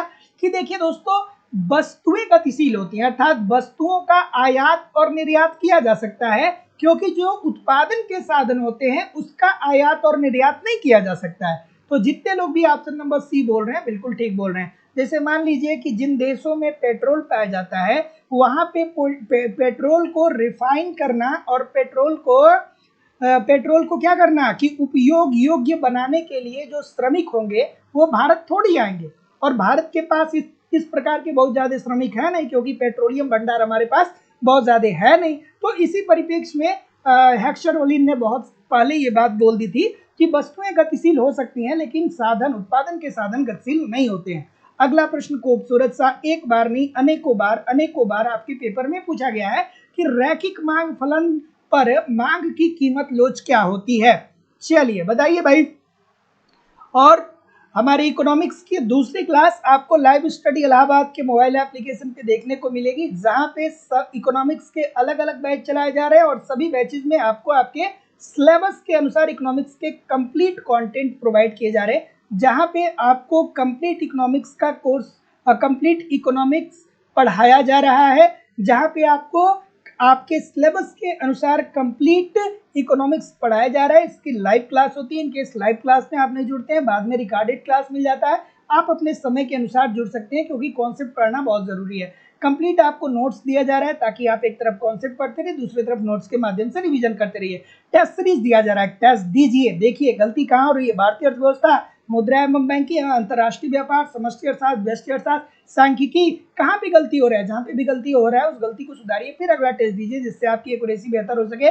साथ ही साथ प्रीवियस ईयर के क्वेश्चन पेपर से डायरेक्टली इनडायरेक्टली बहुत सारे क्वेश्चन पूछे जाते हैं, प्रीवियस ईयर के क्वेश्चन पेपर भी आपको दिए जा रहे हैं और करंट भी आपका कवर कराया जा रहा है। सब कुछ कवर कराना हमारी जिम्मेदारी, और कोर्स की वैलिडिटी लाइफ टाइम है, इट मीन एक बार एडमिशन लेते हैं तो वर्तमान परीक्षा के लिए तो आप पढ़ेंगे ही पढ़ेंगे, साथ ही साथ इन फ्यूचर में जब भी कोई नई वैकेंसी आती है तो जब भी नया बैच प्रारंभ होगा आपको ऑटोमेटिक ऐड कर दिया जाएगा। लाइफ टाइम की वैलिडिटी के साथ कोर्स लाइफ टाइम की वैलिडिटी के साथ कोर्स की फीस जो है वो केवल और केवल 2,000 रुपये है। तो सिंपली अगर जो बहुत ज़्यादा आप टेक्नोलॉजी से परिचित नहीं है तो सिंपली आप अपनी फीस इस नंबर पे गूगल पे, फोन पे या पेटीएम के माध्यम से पेमेंट कर देंगे और उसका स्क्रीनशॉट सेंड कर देंगे, तो आपको हमारी टेक्निकल टीम के द्वारा सब कुछ बता दिया जाएगा कि किस तरीके से आपको क्लासेस करनी है और कहाँ पे आपको सारे कंटेंट देखने को मिलेंगे। ठीक है, या आप चाहें तो डिस्क्रिप्शन बॉक्स में जाइए, एप्लीकेशन का लिंक दिया गया है, एप्लीकेशन को डाउनलोड करके डायरेक्ट भी कोर्स को परचेज कर सकते हैं। किसी भी प्रकार की इंक्वायरी के लिए नीचे दिए गए नंबर पे आप कॉल कर सकते हैं या व्हाट्सएप मैसेज कर सकते हैं। चलिए अब आगे हम लोग बढ़ेंगे अपने अगले प्रश्न की तरफ। अगला प्रश्न आपके सामने ये रहा कि रैखिक मांग फलन पर मांग की कीमत लोच क्या होती है। तो देखिए दोस्तों, मांग की बिंदु लोच का फार्मूला आपको पता होना चाहिए। मांग का बिंदु लोच, मांग का बिंदु लोच का फार्मूला अगर जो आपको पता है तो आपको बहुत अच्छे से पता है। तो मांग वक्र का निचला भाग अपन मांग वक्र का ऊपरी भाग। ठीक है, मांग वक्र, मांग वक्र का निचला भाग अपन मांग वक्र का ऊपरी भाग, ऊपरी भाग। तो याद रखिएगा, ये प्रश्न बार बार पूछा जाता है कि मांग का बिंदु लोच क्या होता है। तो मांग का बिंदु लोच मांग वक्र का निचला भाग और मांग वक्र का ऊपरी भाग। ठीक है, तो रैखिक मांग फलन की यहाँ पे बात हो रही है। तो रैखिक मांग फलन पर मांग की जो कीमत लोच होती है वो कैसी होती है, घटती है जैसे जैसे बिंदु नीचे की ओर क्या होता है, अग्रसर होता है। तो जितने लोग भी ऑप्शन नंबर क्या बोल रहे हैं, बी बोल रहे हैं, बिल्कुल ठीक बोल रहे हैं। अब ऐसे ही प्रश्नों के लिए आपको कॉन्सेप्ट की जरूरत पड़ती है दोस्तों। ठीक है, अगला कि मुद्रा के परिमाण में वृद्धि रोजगार के स्तर को बढ़ाने में समर्थ नहीं होगी, क्योंकि जैसे देखिए, आपको समझ में, आप कभी कभी सोच भी सकते हैं इस बात को कि जब से हमें आज़ादी मिली तब से लेकर के आज तक भारत सरकार ने हजारों करोड़ रुपए खर्च कर दिए गरीबी और बेरोजगारी को मिटाने के लिए, इरिडिकेट करने के लिए। लेकिन आज़ादी से लेकर के अभी तक भारतीय अर्थव्यवस्था में आप ये नहीं कह सकते हैं कि भारतीय अर्थव्यवस्था गरीबी और बेरोजगारी से निजात पा गई है। तो आप कभी कभी सोच सकते हैं कि आखिरकार सरकार हजारों करोड़ रुपया इसे खर्च कर देती है परियोजना बना करके, और ये क्या हो जाता है, ये बहुत ज्यादा लाभ समाज को दे नहीं पाता है भ्रष्टाचार के कारण। तो ऐसी स्थिति में सरकार क्यों नहीं ऐसा करती है कि जो पैसा परियोजनाओं के थ्रू सरकार खर्च कर रही है वो पैसा लोगों के हाथ में दे दे, सबको सरकार 15-15 लाख रुपया दे दे। ऐसा सोच सकते हैं ना, लेकिन ऐसा हो ही नहीं सकता है अर्थव्यवस्था में। अगर जो सरकार सबको 15-15 लाख रुपए दे देगी तो सभी लोग अमीर हो जाएंगे, सबके पास मुद्रा की पूर्ति बढ़ जाएगी, अर्थव्यवस्था में क्या हो जाएगा, मुद्रा की पूर्ति बढ़ जाएगी। जब मुद्रा की पूर्ति बढ़ जाएगी तो ऐसी स्थिति में लोगों की क्रय शक्ति बढ़ जाएगी, लोगों के पास पैसा होगा तो लोग जेब में रख के बस देखते थोड़ी रहेंगे, अपने मांग को बढ़ाएंगे ना, खरीदेंगे ना, एसी खरीदेंगे, फ्रिज खरीदेंगे, कूलर खरीदेंगे ना। लेकिन मांग को तो बढ़ जाएगा, लेकिन मांग के अनुसार क्या पूर्ति बढ़ सकता है, क्या पूर्ति उतना अगर जो नहीं बढ़ेगा तो जाहिर सी बात है कि अर्थव्यवस्था में स्फीति आ जाएगी। तो ऐसी स्थिति में मुद्रा के परिमाण में वृद्धि, अगर जो अर्थव्यवस्था में सरकार मुद्रा की मात्रा को बढ़ा भी देता है तो इससे रोजगार में वृद्धि देखने को नहीं मिलेगा। ऐसा क्यों होगा, ऐसा इसलिए होगा कि सामान की उपभोग मांग वास्तविक आय पर क्या होती है, निर्भर करती है। ठीक है, जिसे आप देखते हैं ना कि बहुत सारे लोग ऐसे होते हैं जो कहीं इधर उधर से अगर जो 10-15 लाख रुपए पा जाते हैं तो पूरा 2-3 साल के अंदर अंदर क्या कर देते हैं कि उसको खत्म कर देते हैं। तो ऐसी स्थिति है में जो उपभोग मांग होती है ना वो लोगों के वास्तविक आय पे निर्भर करती है। ठीक है, ऐसा नहीं कि सरकार ने 15 लाख रुपए दे दिया तो आप अपने उपभोग मांग को ठीक तरीके से संचालित कर पाएंगे। तो जितने लोग भी ऑप्शन नंबर ए बोल रहे हैं बिल्कुल ठीक बोल रहे हैं। सहज समृद्धि अवस्था का तात्पर्य क्या होता है, चलिए भाई बताइए। पिंकी जी, अदी सिंह जी, अरुधति देवी जी, तस्नीम खान जी, सुनीता गुप्ता जी, मोहम्मद साहिद नूरी जी, रश्मि तिवारी जी, अफजल हसन जी, सपना सिंह जी, बिल्कुल ठीक है, फरीन फातिमा जी, अमरीश यादव जी। हाँ ठीक है, क्या मैंने, अच्छा देखिए, नीचे वाला वक्र, नीचे वाला वक्र अपान ऊपर वाला वक्र, यही तो होता है ना, ऊपरी वक्र, यही तो होता है ना। ठीक है, यही मैंने लिखा था कि कुछ और लिखा था, यही मैं लिखा था कि कुछ और लिखा था। ठीक है, ठीक है, चले, क्या बोल रहे हैं, डी बोल रहे हैं, और कोई डी के अलावा, डी के अलावा कि सहज समृद्धि अवस्था का तात्पर्य होता है, क्या होता है सर, सहज समृद्धि अवस्था, कोई अर्थव्यवस्था कब सहज समृद्धि की अवस्था में होती है, तो आप कहेंगे कि देखिए सर जी, जब सभी उत्पादनों जब सभी साधनों तथा उत्पादन की वृद्धि समान दर से हो रही हो तथा यह दर समय के प्रति स्थिर हो। इसका क्या मतलब होता है कि अगर जो अर्थव्यवस्था में समान रूप से मांग बढ़ रहा है और अर्थव्यवस्था में समान रूप से पूर्ति अर्थात उत्पादन बढ़ रहा है, तो ऐसी स्थिति में क्या होगा कि अर्थव्यवस्था में वित्तीय क्रियाएं जो होंगी वो तेजी से संचालित होंगी, और जब वित्तीय क्रियाएं तेजी से संचालित होंगी तो देश में उत्पादकता का स्तर बढ़ेगा, मांग व पूर्ति का स्तर बढ़ेगा, और देश क्या होगा, आर्थिक विकास के पथ पे अग्रसर हो जाएगा। तो ये सहज समृद्धि की अवस्था हमें यही बताता है कि जब साधन और उत्पादन वृद्धि समान रूप से होता है तो यह जब सभी साधन तथा उत्पादन में वृद्धि समान दर से हो तथा यह दर समय के प्रति क्या हो, स्थिर हो, अर्थात मांग व पूर्ति में बहुत ज्यादा डिसबैलेंस देखने को ना मिले। तो जितने लोग भी सी बोल रहे हैं सर, सभी लोग का उत्तर बिल्कुल ठीक हो जाएगा। कि अगला प्रश्न है कि किसने यह कहा था कि श्रम का विशिष्टीकरण बाजार आकार पे निर्भर करता है। चलिए भाई बताइए क्या उत्तर आ रहा है, लाइक शेयर करते रहा करिए, जितने लोग लाइव क्लास देखते हैं उतने लोग भी लाइक शेयर नहीं किए हैं, ऐसा क्यों करते हो भैया, लाइक शेयर किया करिए, निवेदन है सभी लोगों से। चलिए अगला प्रश्न बच्चों वाला है, ठीक है, अगला प्रश्न बच्चों वाला है, ठीक है। तो देखिए किसने कहा, किसने यह कहा कि श्रम का विशिष्टीकरण बाजार आकार पे निर्भर करता है, तो जितने लोग भी ऑप्शन नंबर क्या बोल रहे हैं, एडम स्मिथ साहब बोलते हैं। एक घटना आपको मैं बताऊं कि आप सोचिए, अब इस थियरी को समझने के लिए थोड़ा आपको कुछ बातें अपने लाइफ से भी कनेक्ट करनी पड़ेगी। श्रम का विशिष्टीकरण कब होगा, जैसे मान लीजिए कि आपने क्या किया कि आपने कोई एक शॉप खोला, आपने कोई एक दुकान खोला, जैसे मैं बार बार उदाहरण देता हूं, दर्जी का उदाहरण देता हूं। तो जब हम लोग बचपन में थे तो जब हम लोग दर्जी के पास जाते थे तो वो क्या करता था, दर्जी मतलब जो कपड़ा सिलता है, तो एक ही व्यक्ति होता था, वही आपके शरीर की माप भी लेता था, वही कपड़ा काटता भी था, वही कपड़ा सिलता था भी, वही कपड़ा प्रेस भी करता था, वही आपकी बिलिंग भी करता था, वही आपको कपड़ा वापस भी करता था। लेकिन अब क्या हुआ, हमारे देश में जनसंख्या बढ़ी है, और जब जनसंख्या में वृद्धि हुई है तो जाहिर सी बात है कि लोग अपने मांग को बढ़ाएंगे, और जब मांग में वृद्धि होगी तो जाहिर सी बात है कि दुकानदार के पास ज्यादा काम आएगा, तो अब दुकानदार को कई सारे श्रमिकों को हायर करना पड़ेगा। तो ऐसी स्थिति में अब वर्तमान समय में आप कपड़ा सिलवाने जाएंगे तो देखेंगे एक होगा जो कपड़े को काटता है, दूसरा होगा जो कपड़े को सिलेगा, तीसरा होगा जो कपड़ा प्रेस करेगा, चौथा होगा जो बिलिंग करेगा।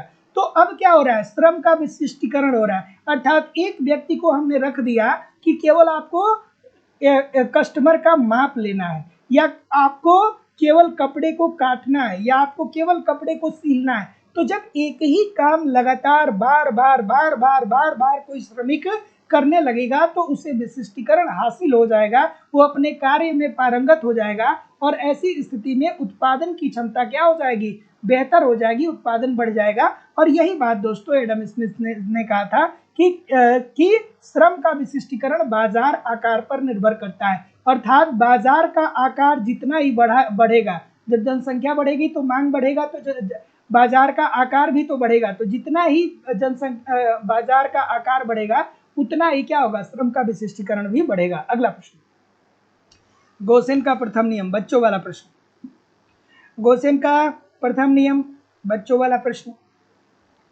छोटा सा बच्चा बताएगा अगर जो एक बार पढ़ा होगा तो, लेकिन ये बार बार प्रश्न पूछा जाता है। बिल्कुल ठीक। तो देखिए दोस्तों, गोसेन का प्रथम नियम हमें क्या बताता है, ह्रासमान सीमांत उपयोगिता नियम, ठीक है। तो गोसेन के प्रथम नियम को ह्रासमान सीमांत उपयोगिता नियम भी कहा जाता है, ठीक है। तो ह्रासमान सीमांत उपयोगिता नियम की जो विस्तृत व्याख्या किया था वो किसने किया था? मार्शल ने किया था। लेकिन ये ह्रासमान सीमांत उपयोगिता नियम की बात सर्वप्रथम गोसेन साहब के द्वारा की गई थी, इसलिए इसे गोसेन का प्रथम नियम भी कहा जाता है, ठीक है। और गोसेन का प्रथम ह्रासमान सीमांत उपयोगिता नियम को गोसेन का प्रथम नियम क्यों कहा जाता है? इसलिए कहा जाता है क्योंकि ह्रासमान सीमांत उपयोगिता की अवधारणा सर्वप्रथम गोसेन साहब ने दिया था। और क्या कहा था?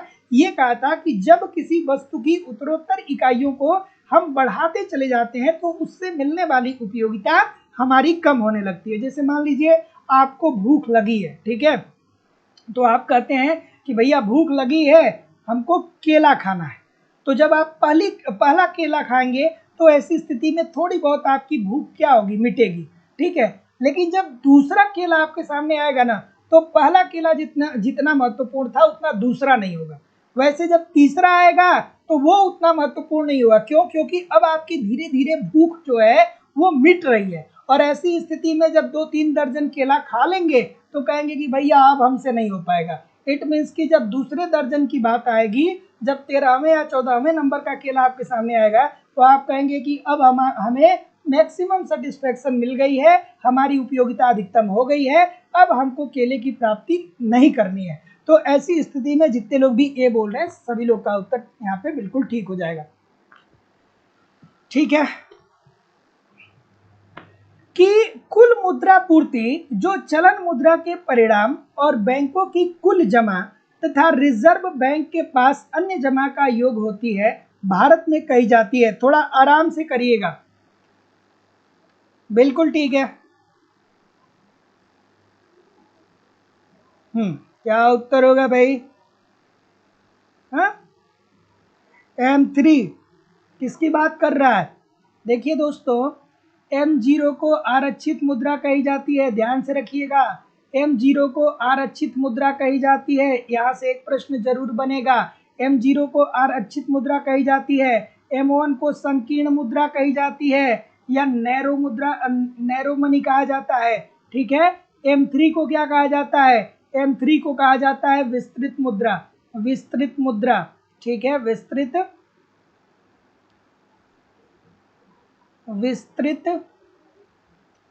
मुद्रा, ठीक है। उसके बाद आपको पता होना चाहिए कि M0 की अवधारणा किसने दिया था? तो रेड्डी समिति ने दिया था। किसने दिया था? रेड्डी समिति ने दिया था। M1, M2, M3, M4 की अवधारणा किसने दिया था?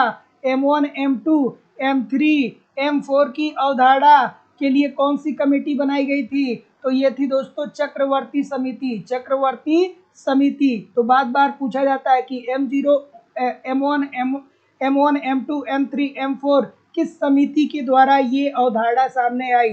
तो चक्रवर्ती समिति। M0 जिसे आरक्षित मुद्रा कहते हैं, इसकी अवधारणा रेड्डी समिति ने दिया। अब आप कहेंगे सर जी M1, M2, M3, M4 ये होता क्या है? तो जिस तरीके से जब आपके पास बहुत ज़्यादा पैसा होगा ना, तो आप इसे अलग अलग तरीके से कोडित करेंगे। उसी तरीके से आरबीआई ने भारतीय अर्थव्यवस्था में जो मुद्रा डाला है, इसी मुद्रा को अलग अलग तरीके से उसने कोडित किया है M1, M2, M3 और M4 के रूप में। इसमें जो सबसे ज़्यादा तरल होता है वो M1 होता है। पूछा जाता है कि सबसे ज़्यादा तरल कौन होता है? M1 होता है, क्योंकि इसमें क्या होते हैं? इसमें मुद्रा आता है, इसमें नोट और सिक्के आते हैं, ठीक है, नोट और सिक्के आते हैं। तो नोट और सिक्के सबसे ज़्यादा तरल होते हैं ना। आप मार्केट लेकर के जाते हैं, पता चले कि आप शाम को 5 बजे मार्केट में पैसा दिए और वो रात में 10 बजे तक क्या होता है कि सैकड़ों हाथों से होकर के गुजरता है। और M4 में क्या आता है? M4 में अचल संपत्ति आती है। M4 में क्या आता है? अचल संपत्ति आती है। और अचल संपत्ति जो होता है वो सबसे कम तरल होता है। तो अब बताइए कि क्या पूछा जा रहा है इसमें? तो कुल मुद्रा पूर्ति जो चलन मुद्रा के परिमाण और बैंकों की कुल जमा तथा रिजर्व बैंक के पास अन्य जमा का योग होती है। तो ये तो भैया विस्तृत मुद्रा की बात हो रही है ना, अर्थात M3 की बात हो रही ना। M3 इज इक्वल टू क्या होता है? M1 में नोट व सिक्के होते हैं। उसके बाद क्या होता है दोस्तों? बैंकों में जमा लोगों की सावधि जमा है, ठीक है। बैंकों में लोगों की सावधि जमाएं। ठीक है, जमाएं। तो जितने लोग भी ऑप्शन नंबर सी बोल रहे हैं बिल्कुल ठीक बोल रहे हैं। अगला प्रश्न कि एक रेखीय तथा समावयव उत्पादन फलन का संबंध है। बिल्कुल ठीक है।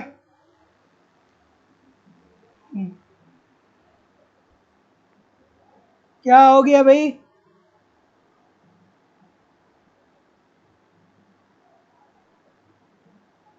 ठीक है, अगला प्रश्न क्या उत्तर आ रहा है कि एक रेखीय तथा सम अवयव उत्पादन फलन का संबंध है। किससे है भाई? बिल्कुल ठीक है, बिल्कुल ठीक है। तो जैसा कि मैं देख पा रहा हूं, बिल्कुल ठीक है, बिल्कुल ठीक है। तो ए बी सी काफी विविधता आ रही है, काफी विविधता आ रही है कि एक रेखीय तथा समा अवयव उत्पादन फलन का संबंध होता है। तो जितने लोग भी बोल रहे हैं कि स्थिर पैमाने के प्रतिफल नियम से, सभी लोग का उत्तर यहाँ पे दोस्तों बिल्कुल ठीक हो जाएगा। स्थिर पैमाने के प्रतिफल नियम से, और स्थिर पैमाने के प्रतिफल के नियम के अंतर्गत आगत और निर्गत में समान अनुपातिक परिवर्तन होता है। अर्थात जो आगत होता है और जो आगत होता है ना सर, जो आगत होता है और जो निर्गत होता है, आगत और निर्गत में क्या देखने को मिलता है? समान अनुपातिक परिवर्तन देखने को मिलता है। ठीक है, आगत निर्गत का मतलब क्या होता है? एक बार नहीं बहुत बार बताया हूं, आप थोड़ा सा लिख करके बताइए। इतना सारा लिख रहे हैं, थोड़ा सा और लिख दीजिए कि आगत निर्गत क्या होता है, आगत का मतलब क्या होता है, निर्गत का मतलब क्या होता है। सभी लोग लिख करके बताएंगे मुझे। ठीक है, और बीच से सेशन छोड़ के मत जाया करिए, कोई भी बीच से सेशन छोड़ के नहीं जाएगा, है ना। चलिए अगला प्रश्न कि पूर्ण प्रतियोगिता में फर्म का लाभ निर्भर करता है। पूर्ण प्रतियोगिता में फर्में जो होती हैं वो क्या करती हैं? हमेशा ही सामान्य लाभ कमाती हैं ना सर, कमाती हैं कि नहीं कमाती हैं। पूर्ण प्रतियोगिता के अंतर्गत, पूर्ण प्रतियोगिता बाजार की स्थिति क्या होती है? एक ऐसी बाजार की स्थिति जहां पे बहुत सारे क्रेता हो, बहुत सारे विक्रेता हो, बाजार का ज्ञान सभी को हो, समरूप वस्तुओं का उत्पादन हो। पूर्ण प्रतियोगिता के अंतर्गत कीमतों का निर्धारण मांग व पूर्ति की शक्तियों के आधार पर उद्योग करता है। पूर्ण प्रतियोगिता के अंतर्गत कोई एक फर्म कीमतों पर कोई प्रभाव नहीं डाल सकता है। ये सब कौन याद करेगा? आप याद करेंगे, आपको पता होना चाहिए। क्या उत्तर आ रहा है सर? ठीक है, ऑप्शन नंबर क्या बोल रहे हैं सर? ऑप्शन नंबर क्या बोल रहे हैं? सी बोल रहे हैं। तो जितने भी महानुभाव सी बोल रहे हैं बिल्कुल ठीक बोल रहे हैं कि देखिए सर जी, जब पूर्ण प्रतियोगिता के अंतर्गत जो फर्में होती हैं ना, वो संतुलन की स्थिति में कब होती हैं? जब उनकी औसत लागत अपने न्यूनतम बिंदु पे होती है। ठीक है, पूर्ण प्रतियोगिता के अंतर्गत फर्में दीर्घकाल तक संतुलन में कब रहेंगी? जब उनकी औसत लागत न्यूनतम हो। और औसत लागत और कीमतों के बीच जो अंतर होगा ना, वही क्या होगा? वही उनका लाभ होगा। औसत लागत और कीमत के बीच जो अंतर होगा वही क्या होगा? उनका लाभ होगा। जैसे मान लीजिए कि किसी वस्तु को उत्पादित करने की औसत लागत 100 रुपए है, ठीक है, और इस 100 रुपए का उत्पादन लागत मतलब वस्तु को बनाने में 100 रुपये लगा, लेकिन इसको जब ये बाजार में बेचते हैं तो इससे इनको 120 रुपये प्राप्त होता है। अर्थात कीमत जो है वो 120 रुपये है। तो ऐसी स्थिति में इनका लाभ कितने रुपए का हो जाएगा? 20 रुपए का हो जाएगा। बच्चों वाली बात है। अगला प्रश्न, कृषि आयकर है, कृषि आयकर है। बिल्कुल, क्या उत्तर आ रहा है भाई? बताइए। अफजल हसन जी, पारस कुमार जी, सुनीता गुप्ता जी, अनीस पंडित जी, डीके सिंह जी, अमरेश यादव जी, एसएसपी जी, किशोरी जी, प्रकाश कुमार जी, अनीस पंडित जी, बताइए। फरजाना लतीफ जी, राजेश कुमार सिंह जी, बताइए।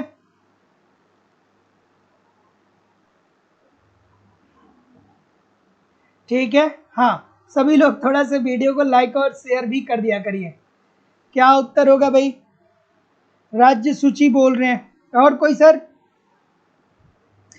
अच्छा, कृषि आय पर कर सर्वप्रथम किस राज्य में लगाया गया था? क्या आप बताएंगे मुझे? बताइएगा जरूर, बहुत अच्छी बात है। ठीक है, कृषि से संबंधित आय पर कर किस राज्य में सर्वप्रथम लगाया गया था? कमेंट करके बताइएगा मुझे सभी लोग, ठीक है, बहुत इंपॉर्टेंट बात है ये। तो कृषि आयकर जो है ये किसके अंतर्गत आता है? ये राज्य सूची के अंतर्गत आता है। ये किसके अंतर्गत आता है? राज्य सूची के अंतर्गत आता है। और कृषि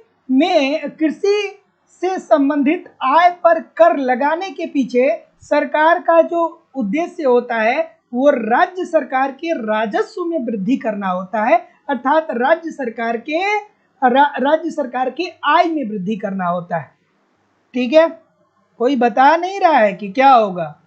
किसी ने बोला नहीं कि कृषि आयकर सर्वप्रथम किस राज्य में लगाया गया था? तो दोस्तों भारत की बात करें तो 1938 में, ठीक है, 1938 में कृषि आयकर जो लगाया गया था वो बिहार में लगाया गया था।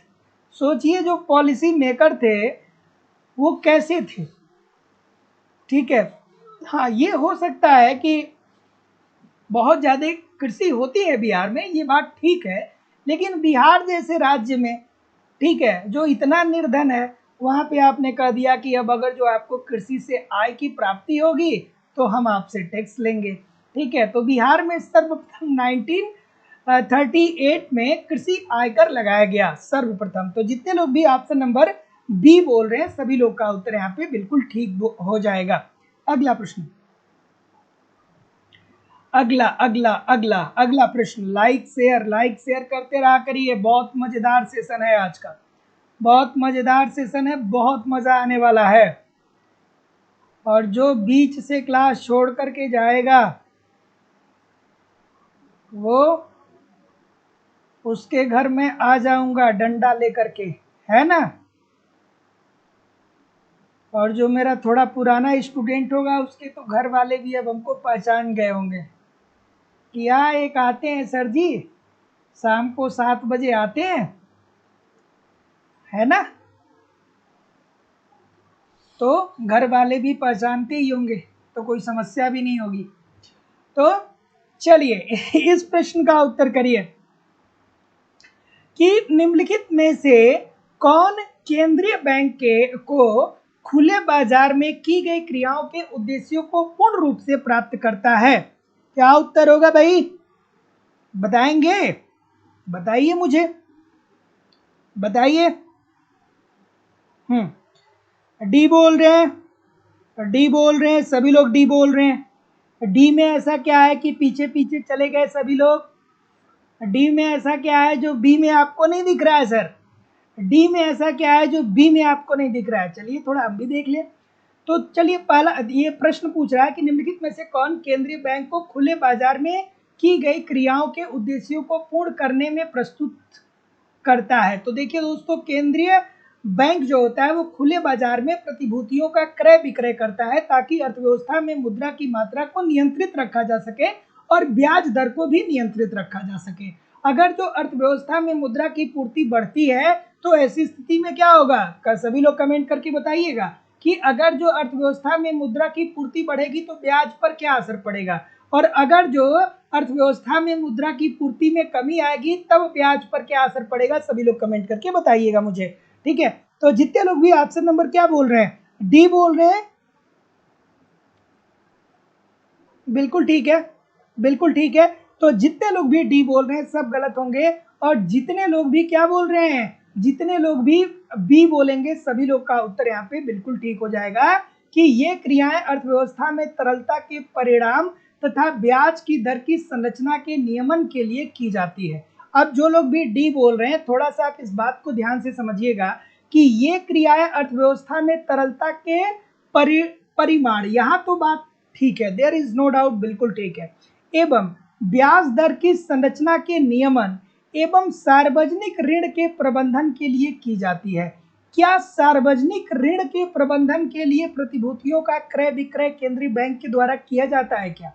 आप तो बार बार यही पढ़ते हैं ना कि जब अर्थव्यवस्था में मुद्रा की पूर्ति अगर जो बढ़ती है, आरबीआई बढ़ाएगा तो जो ब्याज की दर होगी वो कम होगी, क्योंकि जब सबके पास पैसा होगा, जब सबके पास पैसा होगा तो अर्थव्यवस्था में जब मुद्रा की पूर्ति बढ़ेगी, तो जब सबके पास पैसा होगा तो लोग ऋण क्यों लेंगे, और जब लोग ऋण लेंगे नहीं तो ब्याज की दर क्या हो जाएगी, नीचे हो जाएगी, कम हो जाएगी। और अगर जो अर्थव्यवस्था में मुद्रा की पूर्ति कम होगी तो सबके पास पैसा नहीं होगा, तो ऐसी स्थिति में सभी लोग ऋण चाहेंगे, तो सभी लोग ऋण चाहेंगे तो ब्याज की दर में क्या आ जाएगी, वृद्धि आ जाएगी। तो ये बात आपको समझ में आनी चाहिए। तो जितने लोग भी यहाँ पे बी बोल रहे हैं कि ये क्रियाएं अर्थव्यवस्था में तरलता के परिणाम एवं ब्याज दर की संरचना के नियमन के लिए की जाती है, सभी लोग का उत्तर यहाँ पे बिल्कुल ठीक हो जाएगा। अगला प्रश्न कि निम्न कथनों में से कौन सा नवीन औद्योगिक नीति पर लागू नहीं होता है। नई औद्योगिक नीति कब आती है, 1991 में आती है, जिसके अंतर्गत एलपीजी मॉडल आता है। ठीक है, चलिए क्या उत्तर होगा सर,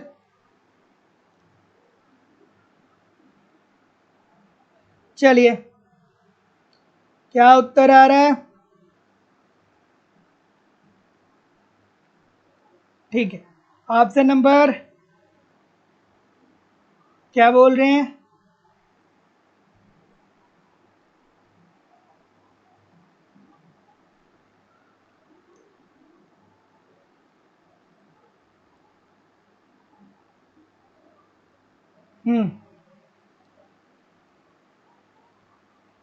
ठीक। तो निम्न कथनों में कौन सा नवीन औद्योगिक नीति पर लागू नहीं होता है, बताइए सर। तो देखिए दोस्तों, जब नई औद्योगिक नीति आती है, क्या बोल रहे हैं भाई,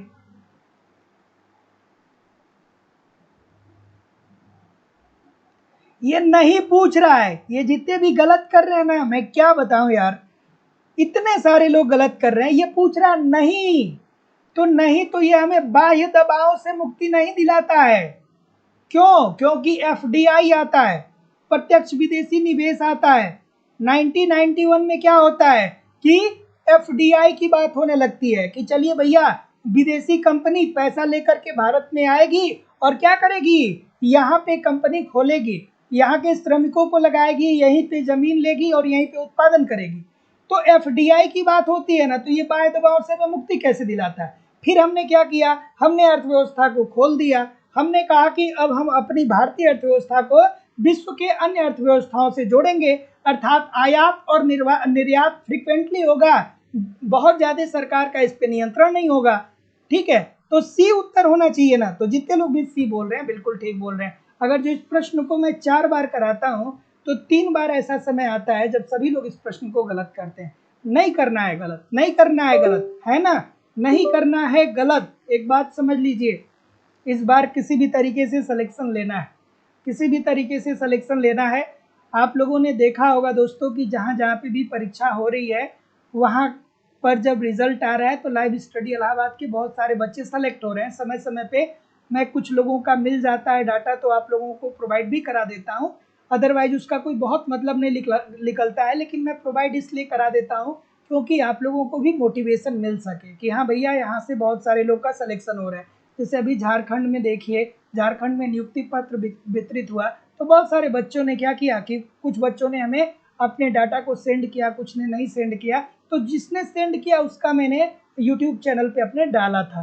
तो मैं इसीलिए डालता हूँ कि भैया आप भी मोटिवेटेड रहो कि आप ही के बीच से वो पढ़ रहे थे, यहीं पे पढ़ रहे थे, एप्लीकेशन पे भी पढ़ रहे थे, यूट्यूब पे भी पढ़ रहे थे, उनका सिलेक्शन हो गया, आप भी सिलेक्शन के लिए ही पढ़ रहे, आप भी सिलेक्शन के लिए ही पढ़ रहे। ऐसा नहीं है कि 7:10 हो गया, चलो सर जी हमेशा आते ही रहते हैं, वहाँ पे कुछ हमने दोस्त भी बना रखे हैं, थोड़ा बहुत एक दूसरे से बात किया जाएगा, ऐसा नहीं। आप हमेशा अपने दिमाग में रखिए कि आपको सफलता चाहिए, आपको सिलेक्शन चाहिए। और ज़िंदगी में तो दोस्त ऐसे ऐसे बिछड़ गए, जिन दोस्त के बिछड़ने की कल्पना आपने ज़िंदगी में कभी किया ही नहीं होगा। हाई स्कूल, इंटर में या बचपन में कुछ ना कुछ, कोई ना कोई दोस्त आपका ऐसा ज़रूर होगा जब उस समय आपको लगता होगा ना कि यार इसके बिना तो ज़िंदगी अधूरी है। लेकिन अगर जो वर्तमान समय में वो कभी आपसे चौराहे पे मिल भी जाता होगा ना, तो आप एक हल्की सी स्माइल दे करके आगे बढ़ जाते होंगे, है ना। तो बहुत ज़्यादा दोस्ती, मित्रता, रिश्तेदारी ये सब निभाने की बात नहीं है भैया। जब नौकरी मिल जाएगी, पैसा हो जाएगा तो खूब निभाइएगा। जब 60-70-80 हज़ार रुपये कमाने लगिएगा तो 10 हज़ार रुपये लगा करके शाम को पार्टी दे दीजिएगा, पूरे मोहल्ले वाले आएंगे, ठीक है, सबको दोस्त बना लीजिएगा। क्या उत्तर आ रहा है सर?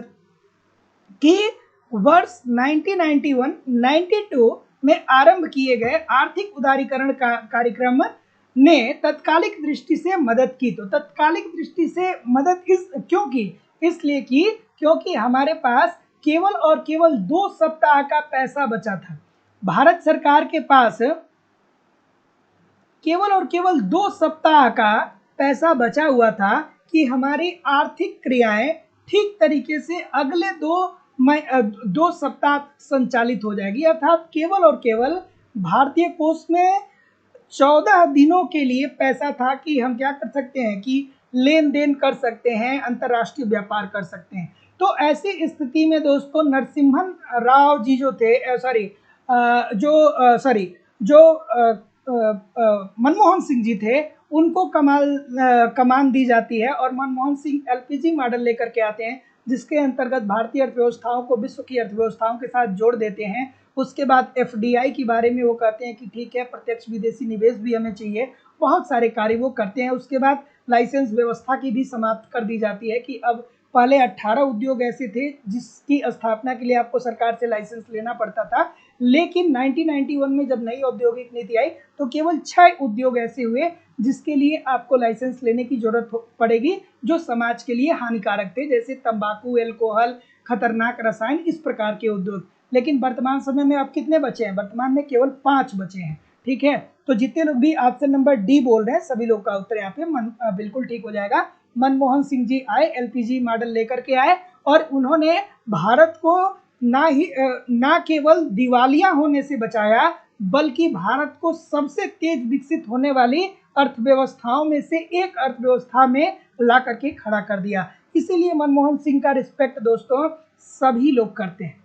मनमोहन सिंह का रिस्पेक्ट जो है ना, वो सभी लोग करते हैं। देखिए, हर कालखंड में जितनी भी सरकारें बनती हैं, एक दो ऐसे उस सरकार के मेंबर होते ही हैं जो अर्थव्यवस्था के विकास पे बहुत काम करते हैं। जैसे जब कांग्रेस का समय था तो आपने देखा कि उस टाइम अर्थव्यवस्था के संदर्भ में मनमोहन सिंह जी थे, ठीक है। अन्य चीज़ों की बात किया जाए, टेक्नोलॉजी के क्षेत्र में बात किया जाए तो हमारे एपीजे अब्दुल कलाम साहब थे, ठीक है, एपीजे अब्दुल कलाम साहब थे, ठीक है। और उसी स्थिति में दोस्तों वर्तमान सरकार में आप देखेंगे, हम ये नहीं कह सकते हैं कि एपीजे अब्दुल कलाम और मनमोहन सिंह की तुलना नितिन गडकरी से की जा सकती है, लेकिन फिर भी नितिन गडकरी ने भी परिवहन के क्षेत्र में भारत में बहुत अच्छा काम किया है और बेहतर कर रहे हैं, वो बेहतर कर रहे हैं। हम ये नहीं कह सकते हैं कि मनमोहन सिंह के पास उनको खड़ा किया जा सकता है, लेकिन फिर भी ठीक है, काम उन्होंने किया है, मेहनत उन्होंने किया है, बहुत सुंदर काम किया है। चलिए अगला प्रश्न कि 1951 से 1991 के बीच भारत में जनसंख्या की वृद्धि दर थी। थोड़ा अच्छा सा है और बढ़िया सा प्रश्न है, बताइए सर।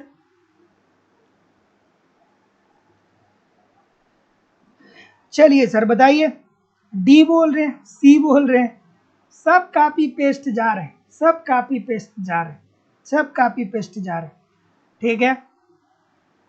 तो देखिए, अगर जो बात करें आज़ादी से लेकर के नई औद्योगिक नीति तक, अर्थात 1951 से लेकर के 1991 की बात हम करें दोस्तों, तो इसके बीच भारत की जनसंख्या वृद्धि दर जो है वो 1.4% से बढ़कर के 2.3% हो गई और इसके बाद ये घटी और 2.1% प्रतिवर्ष हो गई। अर्थात कितने की कमी आई? 2.2% से 2.1% हो गई, अर्थात 0.1% का क्या आया? कमी आया। तो जितने लोग भी ऑप्शन नंबर क्या बोल रहे हैं? डी बोल रहे हैं, सभी लोग का उत्तर यहाँ पे बिल्कुल ठीक हो जाएगा। तो याद रखिएगा कि 1951 से लेकर के 1991 के बीच भारत में जनसंख्या की वृद्धि दर 1.4% से बढ़ के 2.5% हो गई, तत्पश्चात घट के 2.1% प्रतिवर्ष हो गई। तो जितने लोग भी डी बोल रहे हैं बिल्कुल ठीक बोल रहे हैं। हालांकि ये प्रश्न बहुत रेयर हैं कि आपके पेपर में आगे पूछे जाएं, लेकिन फिर भी थोड़ा सा दिमाग में इस प्रश्न को रखिए, क्योंकि मैं बार बार कहता हूं कि जब आयोग के द्वारा आप लोगों का पेपर तैयार होता है ना, तो आयोग जब पेपर को बनवाता है तो एक्सपर्ट हायर करता है, और आयोग के पास क्या होता है, आयोग के पास एक क्वेश्चन बैंक होता है, ठीक है, जिसमें 7 से 10 हज़ार प्रश्न होते हैं, और आयोग एक्सपर्ट को वो क्वेश्चन बैंक दे देता है और कहता है कि कुछ करेंट का क्वेश्चन आप अपने तरफ से डाल दीजिए, और इस क्वेश्चन बैंक में से आप कोई भी 100 क्वेश्चन या 125 क्वेश्चन उठा करके दे दीजिए, ठीक है। तो ऐसी स्थिति में क्या होगा कि कोई ऐसा प्रश्न जिसकी प्रैक्टिस आप न किए हों, वो अगर जो पढ़ जाता है, क्योंकि जो पेपर बनाता है ना, वो दोस्तों मैक्सिमम चांसेस यही होता है कि वो सारे प्रश्नों को पढ़ता भी नहीं, मैक्सिमम चांसेस, ठीक है। अगला अगला हाँ, अगला प्रश्न कि निवेश दर 12% तथा जनसंख्या वृद्धि दर 2% दिए होने पर 3:1 का पूंजी उत्पाद अनुपात द्वारा प्रति व्यक्ति आय वृद्धि दर क्या होगा। कितना खूबसूरत सा प्रश्न। हवा में तीर नहीं चलाना है, हवा में तीर नहीं चलाना है सर, ठीक है। तो ग्रोथ रेट क्या होता है, पहले तो समृद्धि दर देखिए। समृद्धि दर का फॉर्मूला आपको पता होना चाहिए कि समृद्धि दर का फॉर्मूला क्या होता है। तो ये होता है दोस्तों निवेश दर, ठीक है, निवेश दर अपान क्या होता है, निवेश दर अपान पूंजी उत्पाद अनुपात, पूंजी उत्पाद अनुपात। कापी पेन लेकर के रखिए और लिखा करिए, नोट डाउन किया करिए थोड़ा बहुत, ठीक है। तो निवेश दर कितना दिया गया है, 12% दिया गया है। निवेश दर कितना दिया गया है, 12% दिया गया है। पूंजी उत्पाद अनुपात कितना दिया गया है, वो 3 दिया गया है, ठीक है। पूंजी उत्पाद अनुपात, पूंजी उत्पाद अनुपात 3:1 अर्थात 3 दिया गया। तो 12 बटे क्या हो जाएगा, 3, अर्थात समृद्धि दर कितना आ जाएगा, 4 आ जाएगा। समृद्धि दर कितना होगा, 4% होगा। ग्रोथ रेट कितना होगा, 4% होगा। लेकिन ये पूछ क्या रहा है, प्रति व्यक्ति आय वृद्धि दर पूछ रहा है, प्रति व्यक्ति आय वृद्धि दर ये पूछ रहा है। तो प्रति व्यक्ति आय वृद्धि दर क्या होता है, तो इसे बोलते हैं दोस्तों प्रति व्यक्ति आय वृद्धि दर इज इक्वल टू क्या होता है, तो ये होता है आर्थिक वृद्धि दर अपान जनसंख्या वृद्धि दर, ठीक है। आर्थिक वृद्धि दर अपान जनसंख्या वृद्धि दर, जनसंख्या वृद्धि दर, ठीक है। अब देखिए, अब यहाँ पे बात को ध्यान से समझिएगा कि अब आर्थिक वृद्धि दर यहाँ पे हमने निकाला है ना कि आर्थिक वृद्धि दर 4% है और जनसंख्या वृद्धि दर कितना है, 2% है। जनसंख्या वृद्धि दर यहाँ पे दिया गया 2%। तो 4/2 जब हम करेंगे तो क्या हो जाएगा, 2%। तो इट मीन्स कि प्रति व्यक्ति आय वृद्धि दर कितना होगा, 2% होगा। तो जितने लोग भी यहाँ पे क्या बोल रहे हैं, ये बोल रहे हैं, सभी लोग का उत्तर यहाँ पे बिल्कुल ठीक हो जाएगा। तो अब यहाँ पे 2-3 बातें आपको ध्यान में रखनी होती है कि जो समृद्धि दर होती है वो इज इक्वल टू क्या होती है, समृद्धि दर किसके बराबर होती है, समृद्धि दर इज इक्वल टू निवेश दर अपान पूंजी उत्पाद अनुपात। निवेश दर कितना दिया गया है, 12 दिया गया है, और पूंजी उत्पाद अनुपात कितना दिया गया है, 3 दिया गया है। तो ऐसी स्थिति में हमने विकास दर अर्थात समृद्धि दर 4% निकाल लिया। अब जब समृद्धि दर हमने निकाल लिया और यहाँ पे पूछ रहा है कि प्रति व्यक्ति आय वृद्धि दर क्या होता है, तो प्रति व्यक्ति आय वृद्धि दर इज इक्वल टू क्या होता है, आर्थिक वृद्धि दर अपान जनसंख्या वृद्धि दर। तो आर्थिक वृद्धि दर हमने ऊपर निकाला है, ये 4 है, और जनसंख्या वृद्धि दर यहाँ पे दिया गया है 2 है।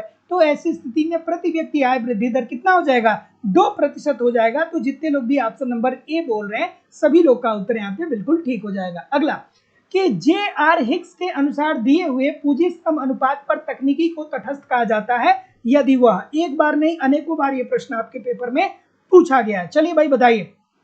और आप लोगों की इकोनॉमिक्स की दूसरी क्लास लाइव स्टडी इलाहाबाद के मोबाइल एप्लीकेशन पे हो रही है, जहाँ पे इकोनॉमिक्स के अलग अलग बैच देखने को मिलेंगे आपको, और एक रणनीति के माध्यम से इकोनॉमिक्स के कंप्लीट कंटेंट दिए जा रहे हैं। इतने तरीके से हम आपको वहाँ पे इतने सारे कंटेंट दे रहे हैं कि भाई प्रश्न कहाँ से पूछेगा, सब कुछ आपको देखने को आपको पेपर में यहीं से लगभग मिल जाएगा।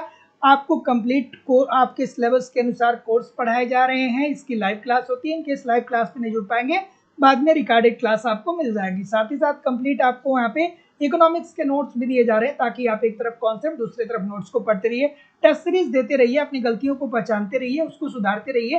टेस्ट भी दिए जा रहे हैं, प्रीवियस ईयर के क्वेश्चन पेपर डायरेक्टली इनडायरेक्टली बहुत सारे क्वेश्चन दिए आपको देखने को मिलते हैं प्रीवियस ईयर से, और करंट की भी क्लासेस मेरे द्वारा आपको प्रोवाइड की जाती है। और कोर्स की वैलिडिटी लाइफ टाइम है। इट मीन्स अगर जो आप एक बार कोर्स को परचेज करते हैं तो वर्तमान परीक्षा में तो आप पढ़ेंगे ही पढ़ेंगे, साथ ही साथ इन फ्यूचर में जब भी कोई नई वैकेंसी आती है और उसके लिए जब भी नया बैच प्रारंभ होता है, आपको ऑटोमेटिक उसमें ऐड कर दिया जाएगा। आपको अलग से फीस पेमेंट करने की जरूरत नहीं होगी।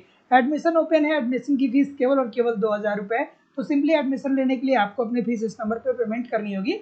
आप इजीली गूगल पे, फोन पे या पेटीएम के माध्यम से अपनी फीस इस नंबर पे पेमेंट करके उसका स्क्रीनशॉट इसी नंबर पे सेंड कर देंगे तो आपको एडमिशन मिल जाएगा। फिर आपको सारा प्रोसेस समझा दिया जाएगा। या आप चाहें तो डिस्क्रिप्शन बॉक्स में जाइए, एप्लीकेशन का लिंक दिया गया, एप्लीकेशन को डाउनलोड करके डायरेक्ट भी कोर्स को परचेज कर सकते हैं। तो जितने लोग भी ऑप्शन नंबर क्या बोल रहे हैं, बी बोल रहे हैं कि जे.आर. हिक्स के अनुसार दिए हुए पूंजी श्रम अनुपात पर तकनीकी को तटस्थ कहा जाता है यदि वह श्रम और पूंजी की सीमांत उत्पादकता में समान दर से क्या करता है, वृद्धि करता है, समान दर से वृद्धि करता है। या आप इसे एक और तरीके से कह सकते हैं कि एक स्थिर पूंजी श्रम अनुपात पर श्रम के साथ पूंजी के सीमांत उत्पादन का अनुपात अगर जो अपरिवर्तित रहता है तभी हम तकनीकी को तटस्थ कहते हैं। यही बात किसने कहा था, जे.आर. हिक्स ने कहा था। तो जितने लोग भी ए बोल रहे हैं सभी लोग का उत्तर बिल्कुल ठीक हो जाए, सॉरी जितने भी बी बोल रहे थे सभी लोग का उत्तर बिल्कुल ठीक हो जाएगा। अगला कि व्यापार शर्तों से आशय क्या है, व्यापार शर्त से आशय क्या है सर? क्या आशय है व्यापार शर्त से, बताइए क्या आशय है, बताएंगे मुझे? चलिए, हाँ, जो लोग एडमिशन लिए हैं वीडियो लेक्चर के बगल में टेस्ट सीरीज का ऑप्शन है, वहां से आप टेस्ट दे सकते हैं। ठीक है, वहां पे टेस्ट पड़ी हुई हैं, समय समय पे और टेस्ट होती हैं। ठीक है, तो ये बच्चों वाली बात है। छोटा सा बच्चा बताएगा इस प्रश्न को, छोटा सा बच्चा इस प्रश्न को बता देगा। व्यापार शर्त, तो आप कहेंगे कि देखिए सर जी, निर्यातों और आयातों के मूल्यों के अनुपात, अगर जो देश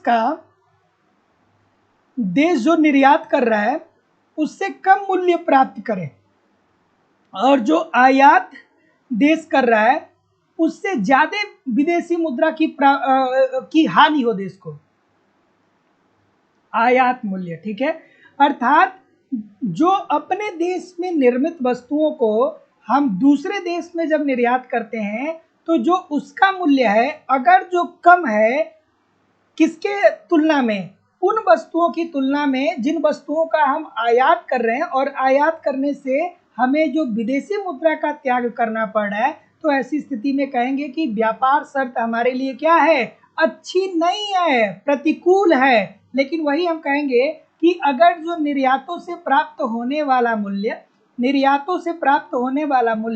ज्यादा है आयातों से त्याग होने वाले मूल्य के, आयात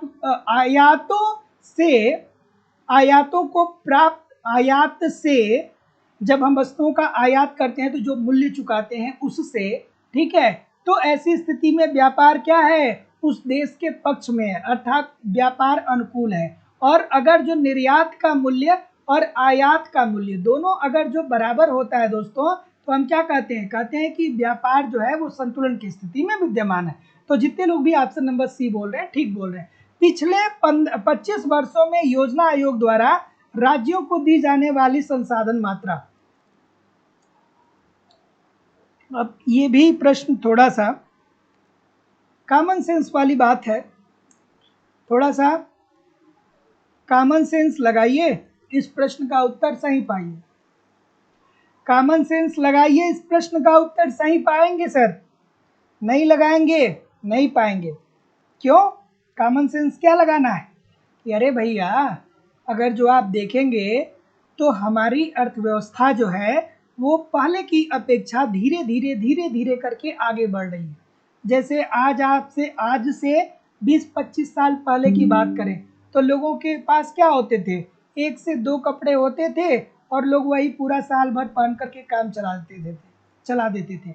कपड़ा फट भी जाता था तो दर्जी के पास जाते थे और उस कपड़े पे क्या करते थे, चकती लगवा करके उसको सिलवा लेते थे और चकती लगा हुआ कपड़ा पहनते थे। अब कोई पहनेगा? कोई है इतना पुराना जो पहना है? कोई इतना पुराना है जिसने चकती लगा हुआ कपड़ा पहना? कपड़ा क्या होते थे कि पैंट हो गया या शर्ट हो गया, वो पहनते पहनते घिस जाते थे, घिस करके फट फट जाते थे। तो दर्जी के पास लोग लेकर के जाते थे तो दर्जी क्या करता था कि एक छोटा सा कपड़ा लगा करके उसको चारों तरफ से सिल देता था और लोग बड़ा शौक से उसको पहनते भी थे और कोई उसमें सामाजिक लोक लज्जा वाली बात नहीं थी। लेकिन अब वर्तमान समय में अब आप पहन करके जी पाएंगे क्या? 50 ठो यूट्यूबर आ जाएंगे, वो सोशल मीडिया पे आपको वायरल कर देंगे, कहेंगे ये देखिए कितना गरीब व्यक्ति आज के भी समय में है। ठीक है, तो आजकल की तो समस्या ये भी है ना कि यूट्यूबर भी बहुत सारे। क्या होगा भाई? अगला प्रश्न कि हाँ, तो यही मैं कह रहा था कि पिछले 25 वर्षों में योजना आयोग, अब तो योजना आयोग को खत्म करके नीति आयोग ला दिया गया है। तो अब देखिए दोस्तों, इजी सी बात है, जिस कॉमन सेंस की बात मैं कर रहा था, हमारी अर्थव्यवस्था धीरे धीरे बढ़ रही है। पहले इतना लोगों के पास पैसा नहीं होता था, इतना लोगों के पास मकान नहीं होता था, इतना कपड़ा नहीं होता था, लेकिन हमारी अर्थव्यवस्था का विकास हुआ है, तभी तो हमका आज की स्थिति अलग है। हाँ, ये भी बात सही है कि अभी भी गरीबी और भूखमरी और बेरोजगारी अभी भी विद्यमान है, लेकिन हाँ, पहले की अपेक्षा में हम सुदृढ़ हैं। तो ऐसी स्थिति में आप कहेंगे कि संसाधनों की मात्रा में निरंतर वृद्धि देखने को मिली है। ठीक है, अगला कि हिक्स हैंसन विश्लेषण जो निवेश बचत वक्र और तरलता मुद्रा पूर्ति वक्र और तरलता मुद्रा पूर्ति वक्र की सहायता से, थोड़ा सा इसमें मुझे लग रहा है कि कुछ चीजों को मिसप्रिंट कर दिया गया है।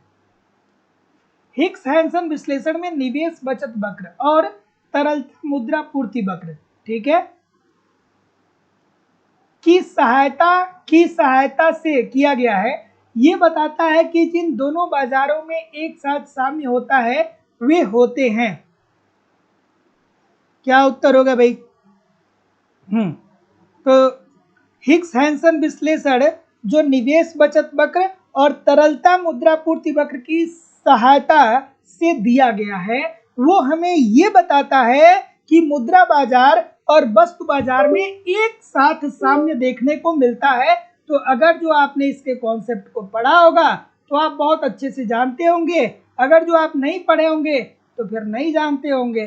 तो जितने लोग भी ऑप्शन नंबर क्या बोल रहे हैं, ये एलएम वक्र होता है और ये क्या होता है, ये आईएस होता है। ठीक है, चलिए, अगर जो आईएस एलएम आ ही गया तो आप मुझे ये भी बता दीजिएगा कि आईएस वक्र का ढाल कैसा होता है और एलएम वक्र का ढाल कैसा होता है। बहुत दिन बाद ये क्वेश्चन आया है।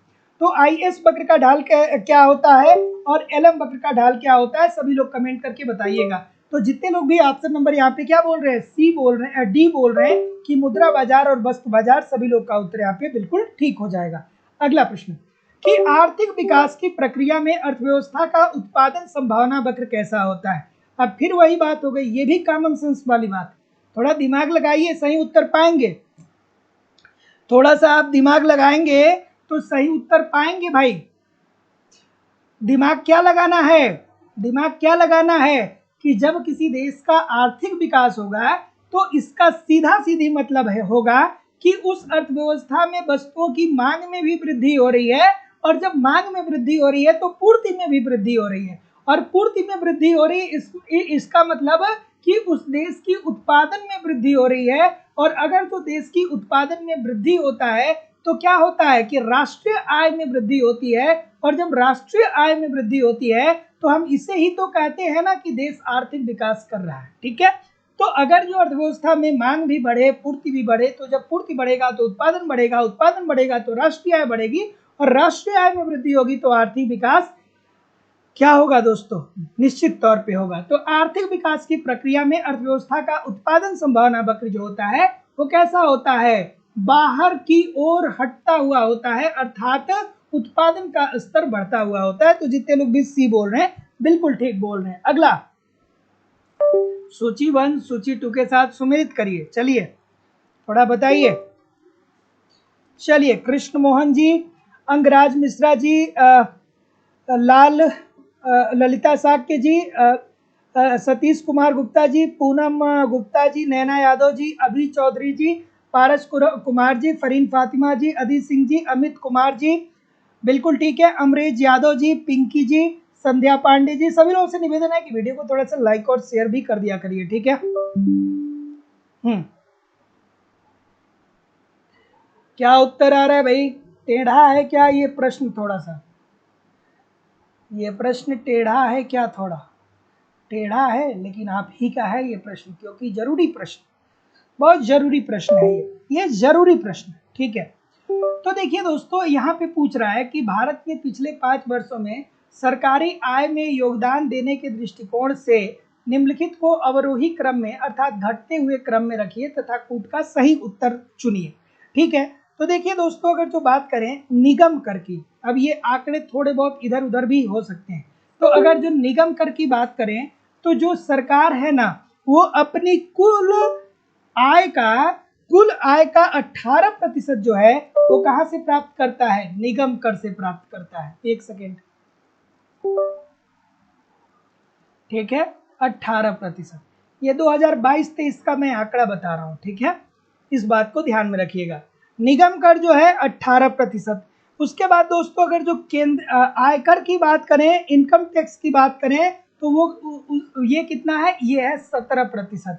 उसके बाद उत्पाद कर की बात अगर जो करें दोस्तों तो 7%, ठीक है, 7%। और सीमा प्रशुल्क की बात करें तो 4%, ठीक है। तो याद रखिएगा कि सरकार की आय के सबसे बड़े स्रोतों की अगर जो बात करें तो आप कहते हैं ना कि इनकम टैक्स है, आयकर है, ठीक है, निगम कर है, ठीक है।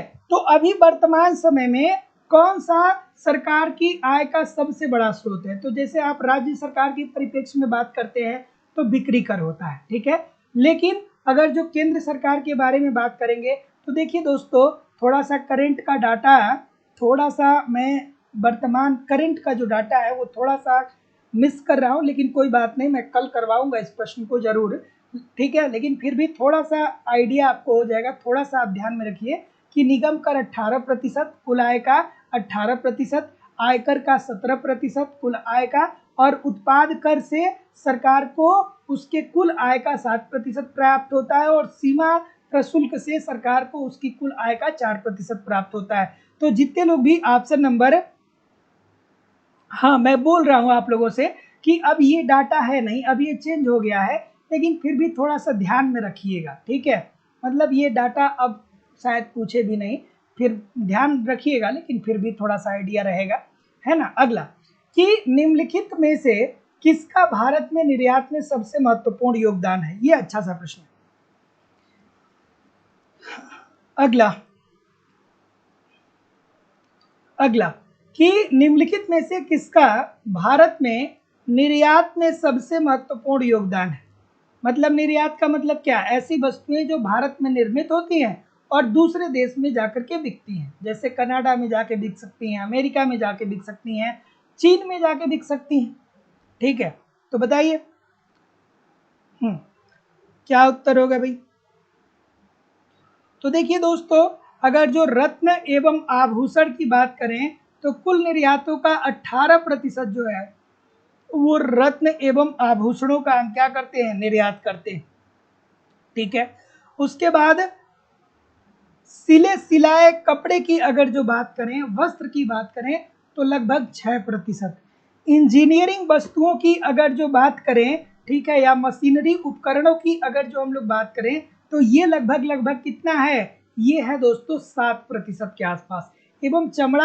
एवं चमड़े से बनी वस्तुओं के निर्यात की अगर जो हम लोग दोस्तों बात करें, ठीक है, तो वो है लगभग लगभग दोस्तों 5 से 7%, ठीक है। आज जिसने पीपीटी बनाया है आप लोगों के क्वेश्चन का, वो थोड़ा सा, वो इस प्रश्न को भी थोड़ा सा मैं स्किप करता हूँ, ठीक है, इस प्रश्न को मैं स्किप करता हूँ क्योंकि इसका भी करंट डाटा मैं करंट डाटा। चलिए, ये जो वर्तमान, ये जो इससे पहले का क्वेश्चन था और ये जो क्वेश्चन है, ये दोनों क्वेश्चन मैं कल लेकर के जरूर आऊँगा और दोनों में करंट का डाटा मैं बताऊँगा, ठीक है। तो इसको थोड़ा सा आज स्किप करिए, मैं कल इसको दोनों को करवाता हूँ, ठीक है। चलिए, अगला प्रश्न बच्चों वाला है कि भारत में गरीबी की परिभाषा का आधार है। तो आप क्या कहेंगे कि देखिए सर जी, खुराक की कैलोरी मात्रा, अगर जो आप ग्रामीण क्षेत्र में से बिलोंग करते हैं, ठीक है, अगर जो आप ग्रामीण एरिया से बिलोंग करते हैं, तो अगर जो आप 2400 कैलोरी कंज्यूम कर पा रहे हैं, मतलब जो भी आप भोजन ले रहे हैं उससे 2400 किलो कैलोरी अगर जो आप कंज्यूम कर पा रहे हैं तो आप गरीब नहीं हैं। और अगर जो आप शहरों में रह रहे हैं और शहरों में आप रह रहे हैं और 2100 किलो कैलोरी अगर जो आप जो लंच, डिनर और ब्रेकफास्ट ले रहे हैं उससे कंज्यूम कर पा रहे हैं तो आप गरीब नहीं होंगे, ऐसा सरकार का मानना है। तो जितने लोग भी ऑप्शन नंबर क्या बोल रहे हैं, जितने लोग भी सी बोल रहे हैं, ठीक बोल रहे हैं। अगला, थोड़ा सा इसे एडजस्ट करना होगा कि भारत की जनसंख्या के संदर्भ में निम्नलिखित में से कौन सा एक तथ्य सत्य है। क्या उत्तर होगा? सभी लोग थोड़ा सा एक बार वीडियो को लाइक और शेयर जरूर कर दिया करिए। इतने सारे लोग क्लास देख रहे हैं फिर भी लाइक और शेयर की संख्या बहुत कम है। एक बार वीडियो को लाइक और शेयर सभी लोग कर दिया करिए, एक बार वीडियो को लाइक और शेयर सभी लोग कर दिया करिए। लेकिन हमारी समझ से जहाँ तक मैं इवेलुएट कर पा रहा हूँ, सबसे ज़्यादा हम लोग रत्न एवं आभूषण का ही निर्यात करते हैं। जो ऑप्शन दिया गया था उसमें सबसे ज़्यादा रत्न एवं आभूषण का ही हम निर्यात करते हैं, है ना। चलिए आगे आगे चलते हैं कि भारत की जनसंख्या के संदर्भ में निम्नलिखित में से कौन सा तथ्य सच है। बताइए भैया, कौन सा तथ्य सत्य है? बिल्कुल ठीक है, ABCD बहुत सारे लोग बोल रहे हैं। चलिए देखते हैं। तो देखिए 1981 से 1991 की दशक की बात अगर जो हम करते हैं तो जनसंख्या वृद्धि की दर में थोड़ी सी गिरावट आई थी। क्या ये बात सही है? क्या ये बात सही है? तो ये बात बिल्कुल ठीक है दोस्तों कि जिस तेजी से हम लोग आगे बढ़ रहे थे उस तेजी में थोड़ी सी गिरावट देखने को मिली, ठीक है। उसके बाद स्त्री पुरुष अर्थात स्त्री प्रति हजार पुरुष धीरे धीरे बढ़ रहे हैं। क्या ये बात सही है? क्या ये बात सही है? नहीं, ये बात सही नहीं है। जो लिंगानुपात है वो भारत में निरंतर कम होते हुए देखा जा रहा है। जो लिंगानुपात है वो भारत में निरंतर कम होते हुए देखा जा रहा है, ठीक है। मतलब पुरुषों की संख्या ज़्यादा है, महिलाओं की संख्या कम है, ठीक है। और इसी कारण से आप लोग देख रहे होंगे कि वर्तमान समय में शादी विवाह करना भी क्या हो गया है, एक बहुत बड़ा टास्क हो गया है। वो एक लोग के लिए नहीं, सबके लिए हो चुका है, ठीक है। उसके बाद आगे बढ़ते हैं कि भारत की अभी भी आधी जनसंख्या निरक्षर है। क्या ये बात सही है कि भारत की आधी जनसंख्या अभी भी निरक्षर है? तो दोस्तों ये बात तो ठीक नहीं है, क्योंकि अगर जो 2011 की आंकड़ों की बात करें तो भारत में जो साक्षरता का प्रतिशत है वो 74% है। तो 74% को आधा थोड़ी कहा जाएगा, लगभग में ये अब 1/3 हो गया ना, तो ये आधा थोड़ी हो जाएगा। तो ये तो बात तो गलत हो जाएगी, ठीक है, ये बात गलत हो जाएगी। जनसंख्या घनत्व बढ़ रहा है, बिल्कुल ठीक है, जनसंख्या घनत्व जो है वो हमारा क्या हो रहा है, बढ़ रहा है, इसमें कहीं कोई दो राय नहीं है। तो जितने लोग भी ऑप्शन नंबर क्या बोलेंगे, ये तो ऑप्शन में कुछ दिया ही नहीं गया। तो प्रश्न के मुताबिक 1 और 2 ही होना चाहिए, ठीक है, 1 और 2 ही इसका होना चाहिए, 1 और 2 ही इसका उत्तर होना चाहिए, ठीक है। ठीक है, तो प्रश्न के मुताबिक केवल और केवल ऑप्शन नंबर 1 और चौथा जो है वही उत्तर इसका होना चाहिए। ऑप्शन चेंज कर लीजिएगा। अगला, कुछ लोग कह रहे हैं सर जी लगभग होता है। लगभग कैसे होगा भाई? 50% और 74% को लगभग लगभग कहेंगे? बहुत अंतर है ना, बहुत अंतर है ना सर, बहुत अंतर है। अगला, कि भारत में बृहद क्षेत्र का सबसे पुराना उद्योग कौन है? 50% या 74% लगभग है। 50% नंबर कोई पाएगा और कोई 74% पाएगा, तो जो 50% पाएगा वो सेकेंड डिवीजन होगा, और जो 74% 75 से ऊपर चला जाएगा वो डिक्टेंशन पा जाएगा। समझ रहे हैं? 19-20 नहीं है। बहुत अंतर है। चलिए, क्या उत्तर होगा कि भारत में बृहद क्षेत्र का सबसे पुराना उद्योग कौन सा है? तो जैसा कि मैं देख पा रहा हूं कि आप बोल रहे हैं कि सर जी सी, सभी लोग सी की बात बोल रहे हैं। अंग्रेज जो थे उनका कंसंट्रेशन इसी पे था कि भारतीयों से क्या करिए, कपास का उत्पादन करवाइए, नील का उत्पादन करवाइए, अफीम का उत्पादन करवाइए, और इसे अपने देश में ले जा करके, इंग्लैंड ब्रिटेन में ले जा करके क्या करिए कि वहाँ पे उच्च टेक्नोलॉजी का प्रयोग करके इससे क्या करिए, वस्तुओं का निर्माण करिए, कपड़ों का निर्माण करिए, और विश्व की सभी अर्थव्यवस्थाओं में बेच करके दिन दूना रात चौगुना लाभ कमाइए। ठीक है, तो see this is the right answer हो जाएगा। अगला, विकेंद्रित नियोजन का अर्थ है, अभी कल ही तो मैंने बताया था कि विकेंद्रित नियोजन का मतलब ये है कि जिला स्तर पे कोई योजना बनाई जाती है, ये जिला स्तर पे योजना फिर राज्य सरकार के पास भेजी जाती है, और राज्य सरकार जो है इस योजना को किसके पास भेज देता है, अंतिम स्वीकृति के लिए केंद्र सरकार के पास। किसके पास? केंद्र सरकार के पास भेज देता है। तो जितने लोग भी क्या बोल रहे हैं, निम्नतम प्रशासनिक स्तर से नियोजन का प्रादुर्भाव, सभी लोग का उत्तर यहाँ पे एब्सोल्युटली 100% ठीक हो जाएगा। Option number D, according to the question this is the right answer हो जाएगा। तो विकेंद्रित नियोजन की अगर जो बात करें तो ठीक तरीके से समझ लीजिए, आज के बाद कभी गलत ना करिएगा। तो विकेंद्रित नियोजन के अंतर्गत कुछ उद्योगपति होते हैं, वो क्या करते हैं, व्यक्तिगत स्तर पे कुछ योजनाएं बनाते हैं, उस योजनाओं को उद्योगों की तरफ वो भेजते हैं, उद्योग से वो राज्य सरकार के पास जाता है, और राज्य सरकार से अंतिम रूप से वो केंद्र सरकार के पास चला जाता है। अगला, कि केरल के विकास अनुमत पर आधारित मॉडल निम्नलिखित में से किसकी प्रमुख भूमिका को दर्शाता है? केरल क्यों महत्वपूर्ण है सर? केरल क्यों महत्वपूर्ण है? और थोड़ा लाइक और शेयर कर दिया करिए एक बार, इतने सारे लोग क्लास देख रहे हैं, लाइक और शेयर की संख्या कम है। और जो लोग भी चैनल को अभी तक सब्सक्राइब नहीं किए हैं, चैनल को सब्सक्राइब जरूर कर लीजिए। चैनल को अभी तक जो लोग भी सब्सक्राइब नहीं किए हैं, चैनल को सब्सक्राइब करके बेल आइकन को जरूर क्लिक कर लीजिए। क्या सर, क्या उत्तर आ रहा है? बहुत अच्छी बात है, जितने बोलेंगे स्त्री साक्षरता बहुत बड़ी बात है। बहुत अच्छा पढ़ा है आपने।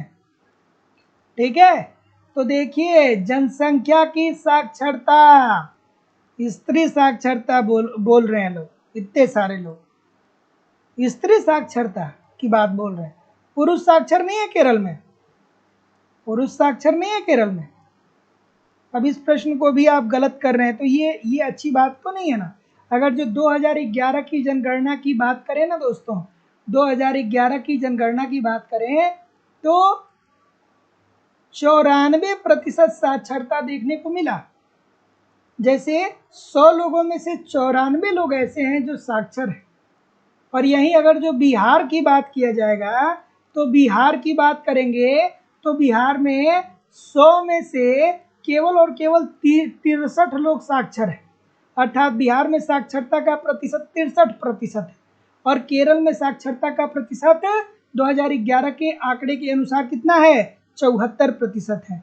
तो जितने लोग भी ऑप्शन नंबर ए बोलेंगे, सभी लोग का उत्तर बिल्कुल ठीक होगा। कहीं भी जाइएगा नहीं, कमेंट करके बताइए कि कितने प्रतिशत प्रश्न आपके सही हुए। और दोस्तों, आप लोगों की इकोनॉमिक्स की जो दूसरी क्लास है वो लाइव स्टडी इलाहाबाद के मोबाइल एप्लीकेशन पे होती है, जहाँ पे इकोनॉमिक्स के अलग अलग बैच चलाए जा रहे हैं, और सभी बैचेज में आपको आपके सिलेबस के अनुसार इकोनॉमिक्स के सभी कंटेंट एक रणनीति के माध्यम से प्रोवाइड किए जा रहे हैं। जैसे कि आपको आपके सिलेबस के अनुसार इकोनॉमिक्स के सभी कॉन्सेप्ट, अर्थात यहाँ पे थियरी की क्लासेस पढ़ाई जाती है, क्योंकि अगर जो आपकी थियरी कंप्लीट नहीं है ना, तो ऑब्जेक्टिव क्वेश्चन को सॉल्व करने में बहुत सारी कठिनाइयों का सामना करना पड़ता है। तो आपको सिंपल सटीक साधारण भाषा में कंप्लीट इकोनॉमिक्स यहाँ पे पढ़ाया जाता है। इसकी लाइव क्लास होती है। इन केस अगर जो लाइव क्लास में आप नहीं जुड़ पाते हैं तो बाद में आपको रिकॉर्डेड क्लास भी मिल जाएगा, तो आप अपने समय के अनुसार कभी भी क्लास को देख सकते हैं। साथ ही साथ कंप्लीट आपको इकोनॉमिक्स के नोट्स भी दिए जाते हैं। इकोनॉमिक्स के छात्रों के साथ एक समस्या होती है कि या तो इकोनॉमिक्स के नोट्स मिलते नहीं है, या मिल भी जाते हैं तो इतने कॉम्प्लिकेटेड होते हैं कि समझ में नहीं आता है क्या पढ़ना है क्या छोड़ना है। तो सिंपल सटीक साधारण भाषा में कंप्लीट आपको नोट्स प्रोवाइड किया जाता है, ताकि एक तरफ कॉन्सेप्ट को पढ़ते रहिए और दूसरे तरफ नोट्स के माध्यम से अपना रिवीजन करते रहिए। इसके अतिरिक्त आपको टेस्ट सीरीज दिया जा रहा है। टेस्ट दीजिए भैया, अपना इवेल्युएशन करिए कि गलती कहाँ पे हो रही है। क्या भारतीय अर्थव्यवस्था, मुद्रा एवं बैंकिंग, अंतर्राष्ट्रीय व्यापार, समष्टि अर्थशास्त्र, व्यष्टि अर्थशास्त्र, सांख्यिकी, कहाँ पे गलती हो रही है। जहाँ पे भी गलती हो रही है उसके कॉन्सेप्ट को पढ़िए, उस गलती को सुधारिए, फिर अगला टेस्ट दीजिए, जिससे आपकी एक्यूरेसी बेहतर हो पाए और आप एग्जामिनेशन हाल में ये ना कहें कि सर पेपरवा तो बड़ी आसान था लेकिन पता नहीं कैसे क्वेश्चनवा गलत हो गया। ठीक है, आप ये ना कहें।